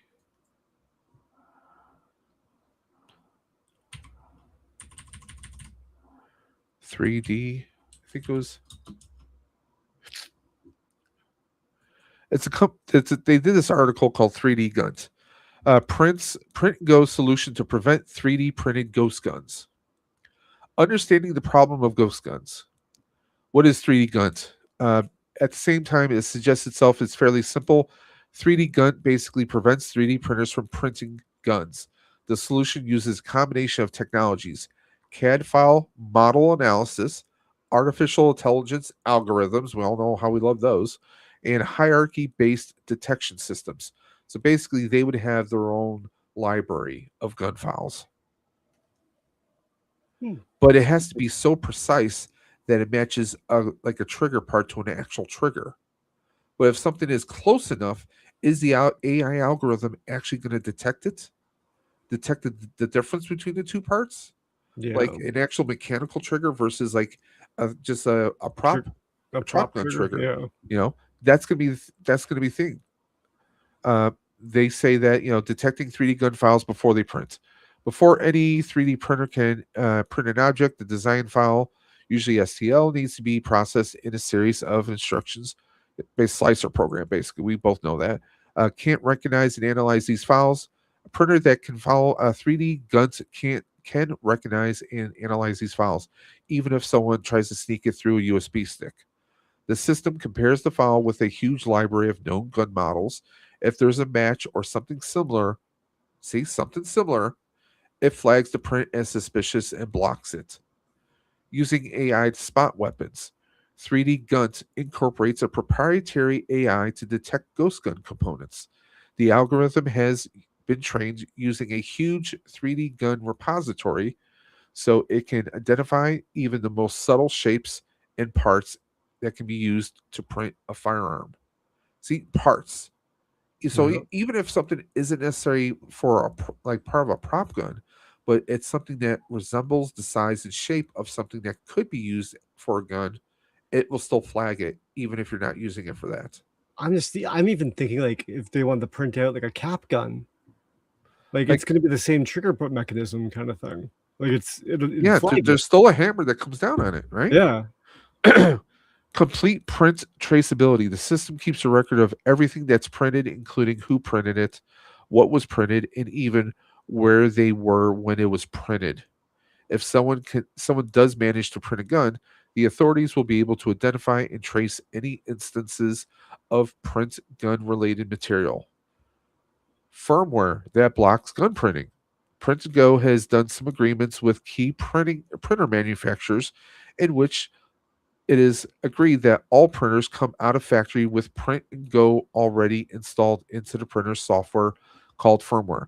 This means that if someone disconnects the printer from the internet to avoid detection, the system will still block any attempts to print 3D guns. Real time camera detection.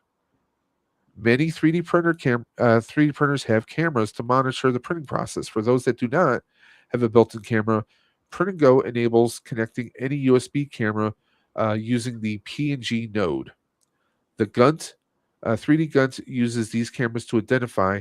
So basically, they're watching inside your printer.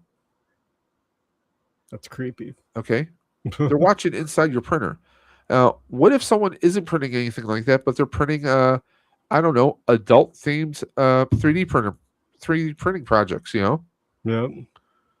are they gonna flag those people now? I mean, that's not me, but I'm just saying. Yeah. No. It's a good While question. while they're being printed, even if the printer file somehow slips through, the camera can catch it. This could be a complementary approach to the file-oriented ones, since disabling the camera of the 3D printer is as simple as blocking it physically, but still provides another approach to face the challenge. So I mean, it's of course where are we? They're located in New York State, New York City. There you go. Yep. Not I mean, even gonna lie, I like for the amount of time I've been printing, I've never even thought about printing a gun. Like it no, never even never. crossed my mind. Right? Like it's beyond my mind. And the thing is, now when I think of something like that, the first movie that pops up in my head is In the Line of Fire.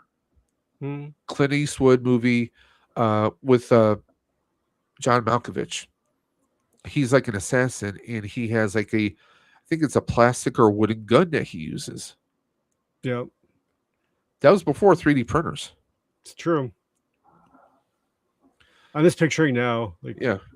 in like a warehouse of like a 3D printed warehouse, printing out like illegal guns kind of thing, and the cops go to raid it, and it's just they're And throwing them the into crazy thing is, they're throwing them into like barrels of fire just to melt them down. I mean, if you think about it, the military and the government were the ones who started doing these ghost guns.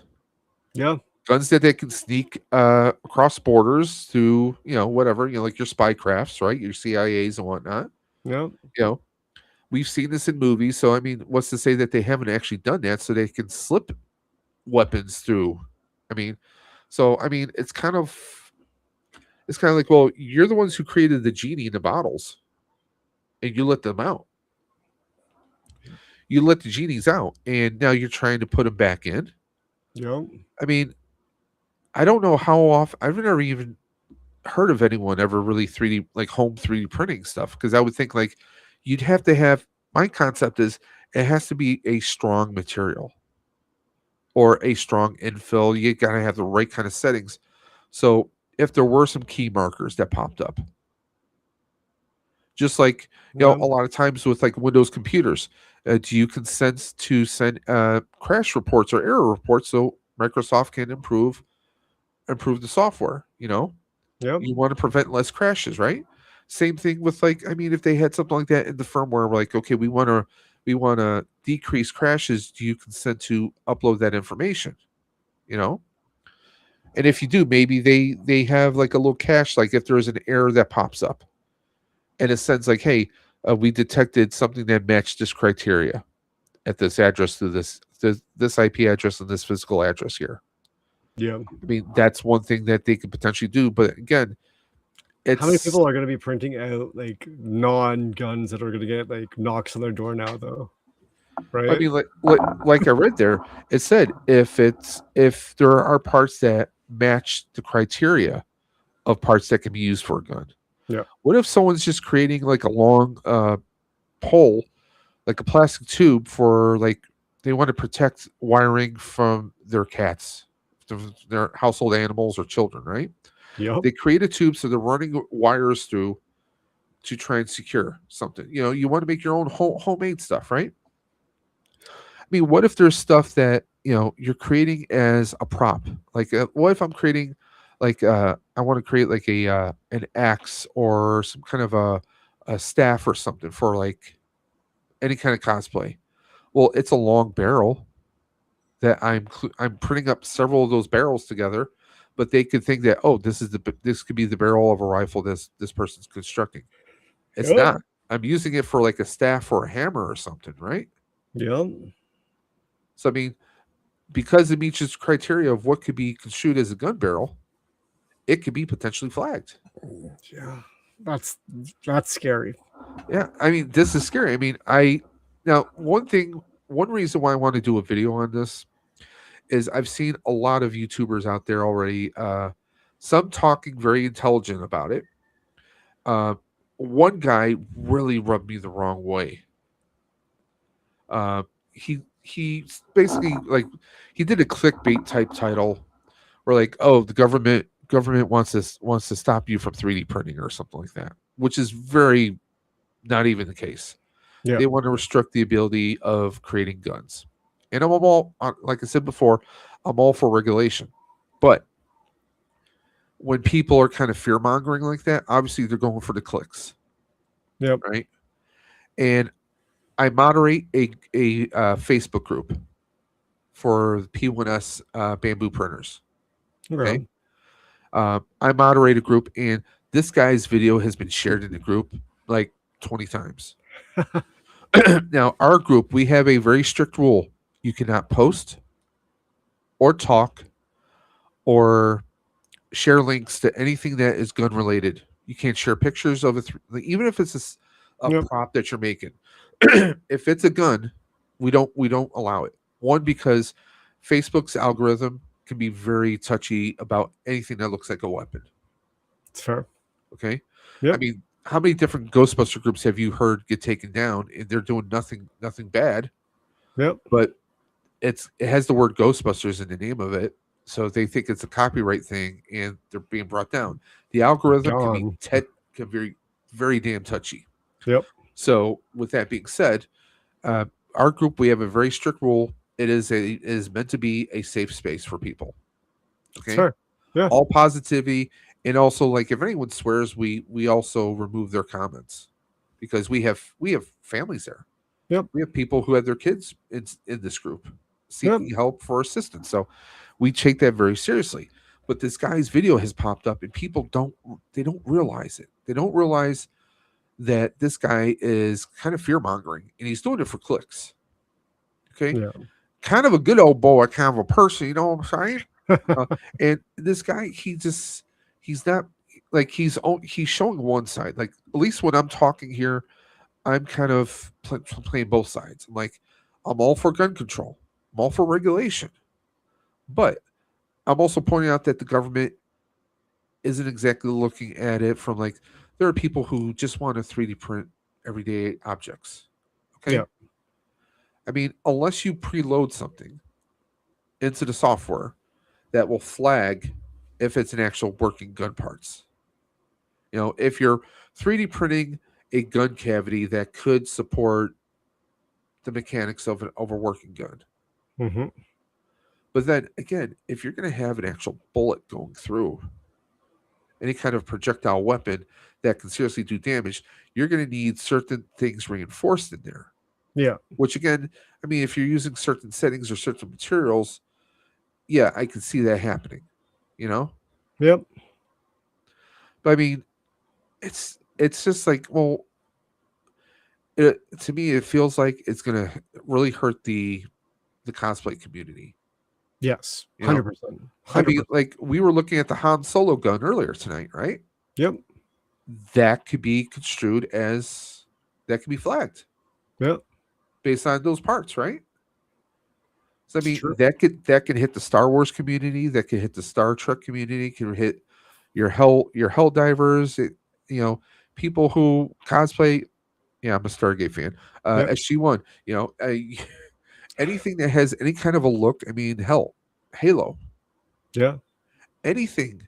Anything like If sci-fi, like I it's could print transformer parts and it could get flagged. yeah. Okay? That's just, yeah. Honestly. So, I mean, there's a lot of things that could get flagged, even though they're not parts for an actual working gun, they can still get flagged. And that's going to be the chaos of it all.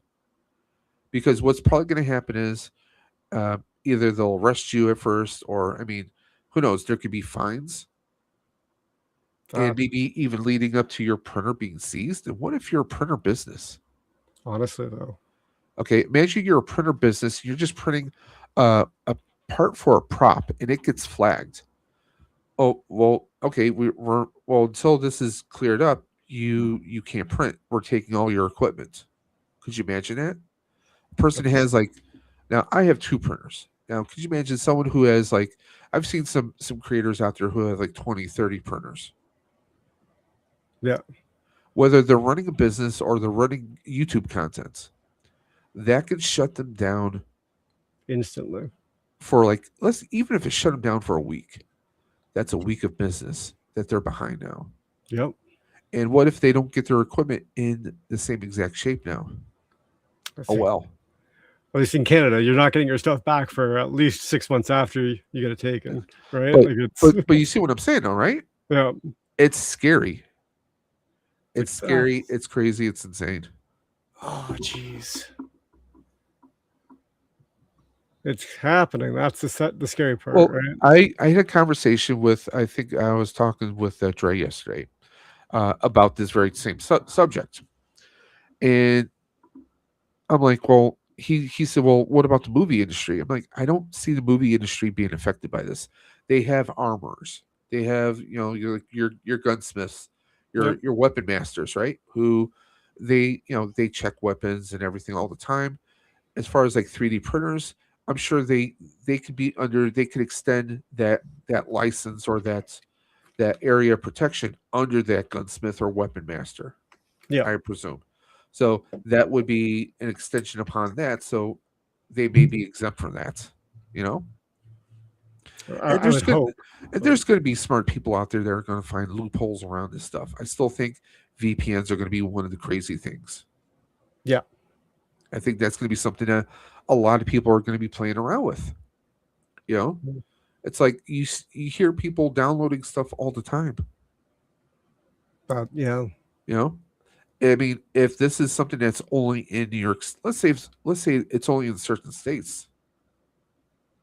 Okay, if it's passed in the state but it's not nationwide, so what if a person gets a printer from another state, or They what bring they're it. spoofing their address to make it look like they're in another state, Yeah. then they're not being tracked. Okay, if this is something that the manufacturers are going to have in the firmware, who's to say that they don't buy a printer from another country and bringing it over into the U.S.? If it doesn't Or have that firmware, or or or if it's something that's not, here's the thing: are you get now? Obviously, let's take Bamboo for example. yep. They've released a firmware update. That's a firmware update that's pretty much worldwide, right? Yep. So now, are they going to have to do separate updates? I think that It's they have kind of to. like, well, what if someone like, okay, Android's a perfect example. Hmm. They used to do updates. Okay, we're going to roll out an update for the S25 Ultra for T-Mobile. Well, people who are on Verizon, you're going to have to wait a little bit longer because we have to calibrate the update for your networks and your versions of the equipment, right? Yep.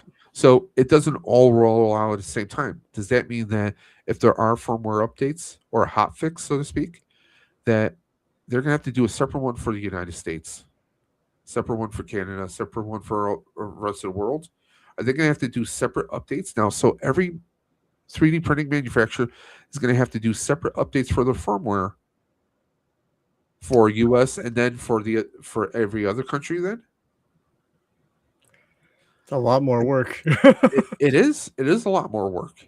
So can you tell me that these manufacturing companies are all behind it, or are they only saying that they agree with the concept of it because they're buying more time?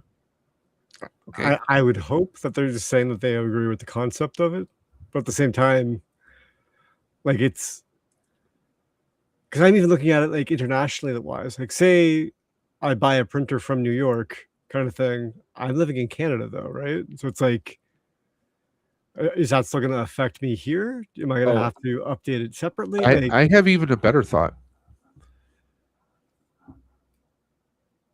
Who would you say is buying? Who would you say the recipient of new printers are more and more now? Kids, right? kid, yeah, I So guess. if I say, hey, I want to buy my nephew a 3D printer,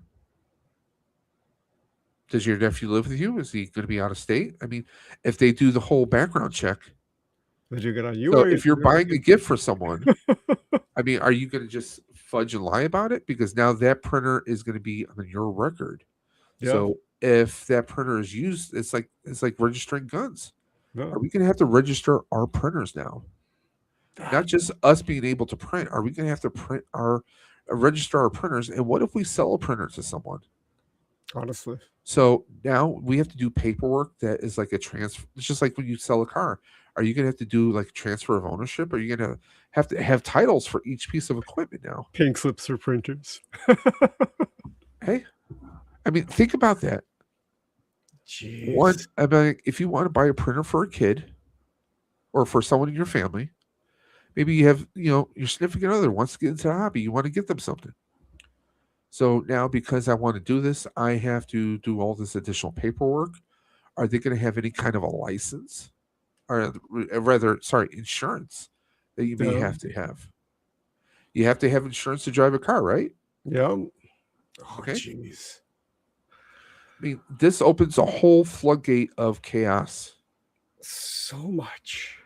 Like, Now, so here much. at Dave's Dimension, we love chaos and insanity, but not this kind. I mean, think about that. It's really crazy stuff to think about. It's a can of worms, truthfully. It's a can Okay, of worms. which basically means that you won't be able to print any kind of gun related type stuff. And would they also extend this to weapons, to knives? You know, to Yeah. knives, or what if I like Archer just printed a power sword? Yeah. I mean, Is it going to be able to cut through a person? No, but it has the parts there, parts and shapes of a sword The that, real, yeah, you know. I mean, what if? I mean, if you want to print carbon fiber parts for a car, right? Like I mentioned before, yeah, some of those parts could look like gun parts. yeah. Okay. What if you have like one of those big, massive industrial printers that like take up an entire room? You know what I'm talking about? The big, massive ones. Yeah, yeah. What if you're printing out an exhaust pipe? Let's just say, just for craps and laughs. What if you're printing something that was going to be used as maybe a replacement for a gutter? You know, a little Yeah, drainage pipe, right? yeah. Let's say you want to print something out of some very, durable but weather friendly material, right? Hmm. Well, that that looks a lot like a part that could be used for a bazooka or a grenade launcher. We can't allow you to do that now. Could attach that to a tank. What are you doing, Dave? Yeah, airbrush tank. You know,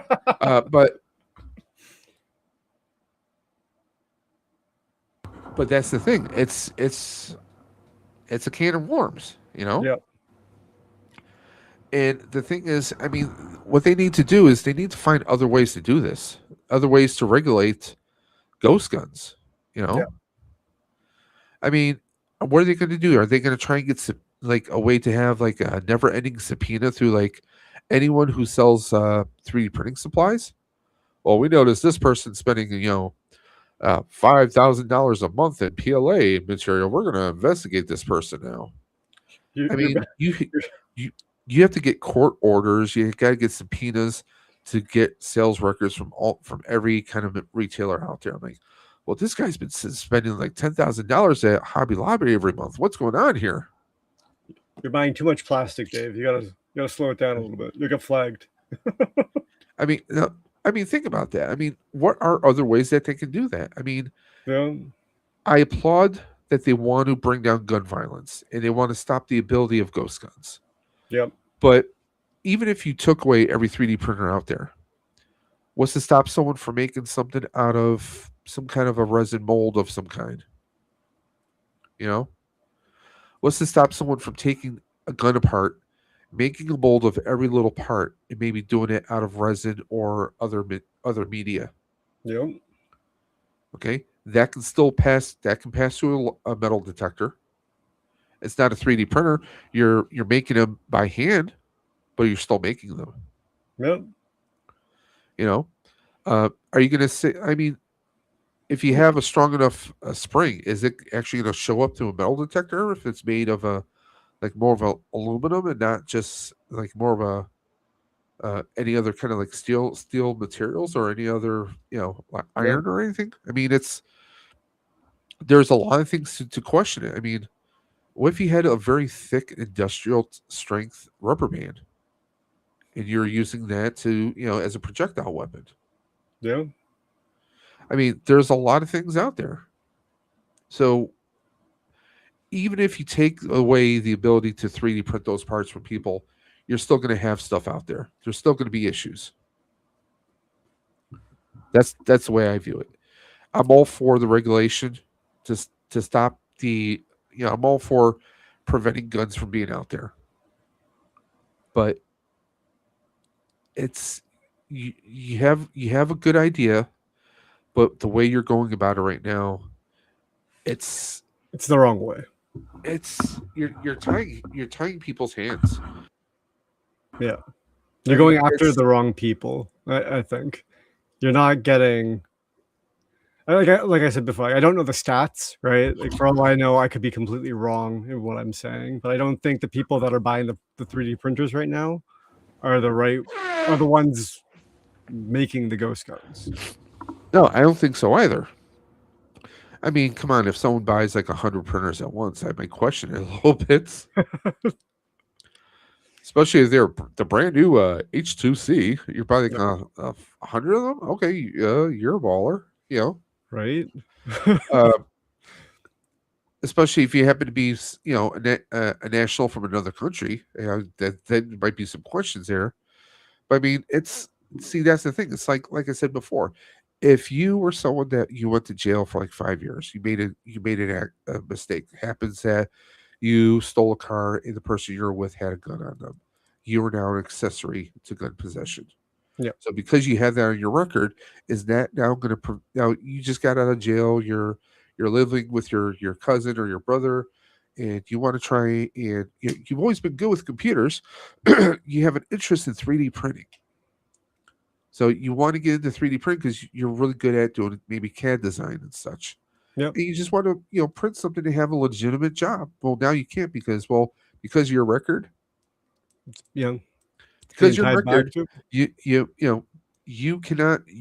are not going to be cleared for the background check for buying a printer. That's crazy. Crazy. It is. I mean, I'm just using that as just one little example. Yeah. But like that The fact that little example is if someone has a 15-year-old kid who wants to they want to get into 3D printing. Well, I'm sorry, son, we can't because government thinks you might just print a gun. jeez. It's crazy. Yeah. People who are just printing out,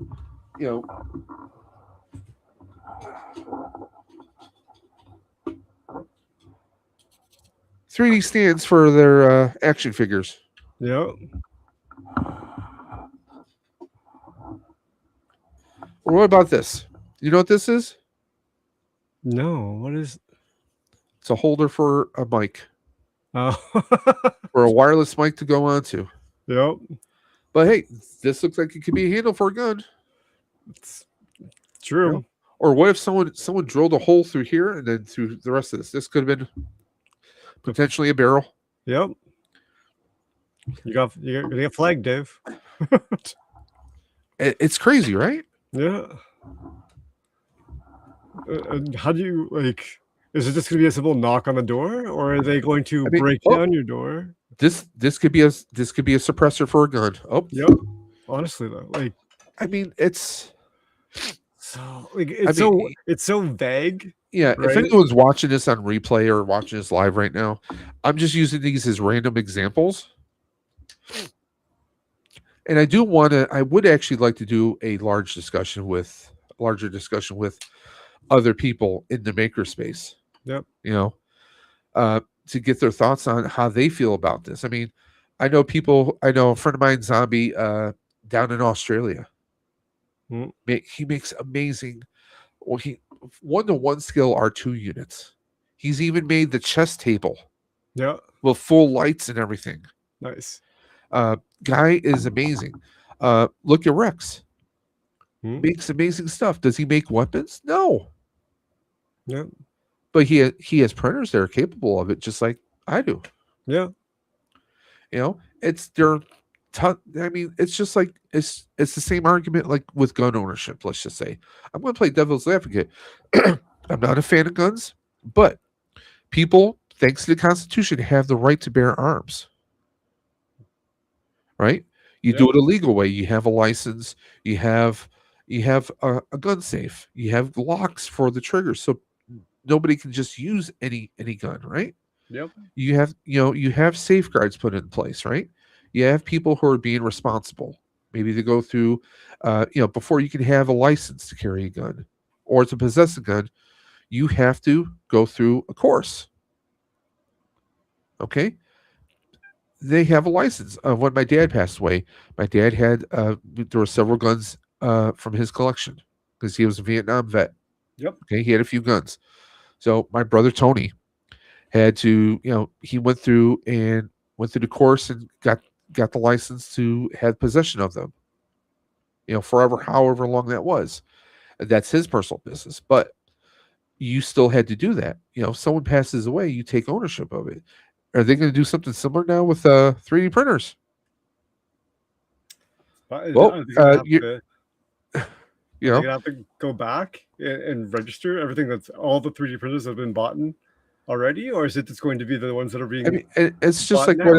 It's just like I said before. I mean, if I have a 3D printer and I were to sell my P1S to someone else, yeah, am I going to have to fill out an ownership, like a change of ownership, Am I also going to have to do taxes now because I sold this printer to someone?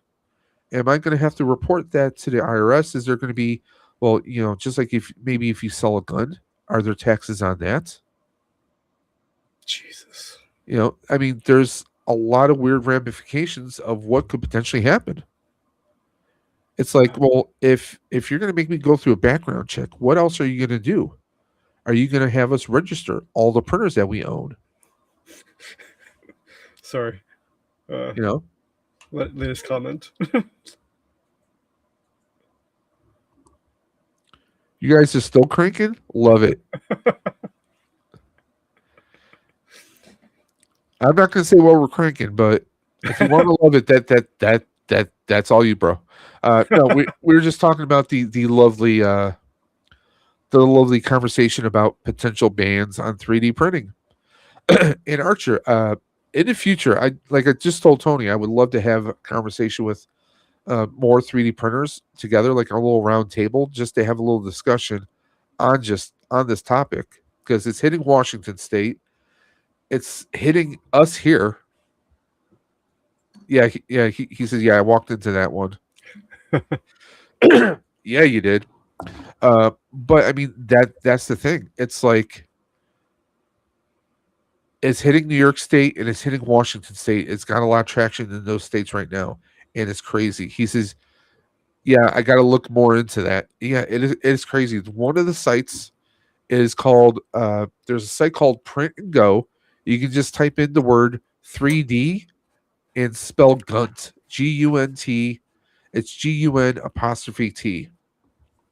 It's definitely worth a look. It's this crazy kind of conversation though. But it's crazy. It's deranged, it's insane. But it is now 1:02 a.m. I need to get off the computer because I'm still wide awake. I need to blow my nose. I need to take some sinus medicine. And guys, if you like this video, I know this stream has been a very long one. I meant to do a short one today, but it turned on into a rambling and rambling and rambling. We got going. We got talking about 3D printing. We got talking about a lot of fun stuff. I do want to have a more in-depth discussion about Star Trek with a few people. Outer Dimensions podcast will not be airing this week, of course, because it's Valentine's, but we will be back the next week. Dre and I are still discussing the topic, so keep an eye out on that. That will be not this Saturday, but next Saturday at 8 p.m. Eastern. Stay tuned to the Outer Dimensions podcast and, of course, to Dave's Dimension for further updates either on Instagram or on YouTube. Tony, you have anything you're doing that you want to promote? The North Ontario Ghostbusters have any events coming up?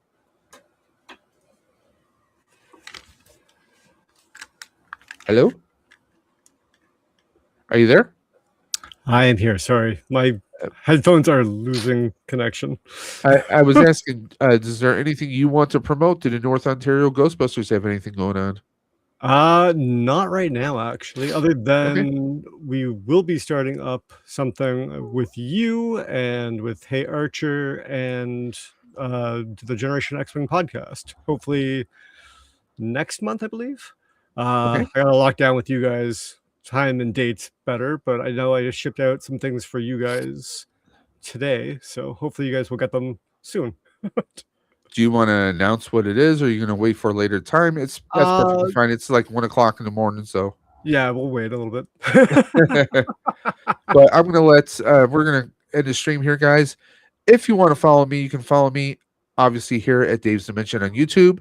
You can follow me on Instagram at Dave's_Dimension. And if you need to email me for any ideas you want to stream or do any collaborations, just hit me up at Dave's Dimension78 at gmail.com.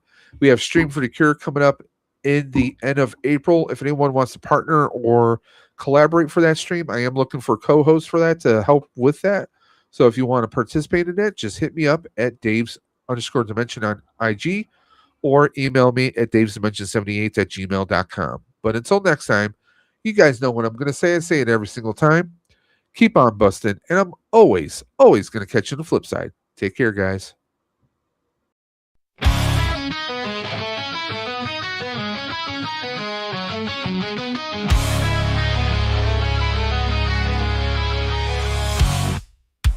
Step into days and that shit's so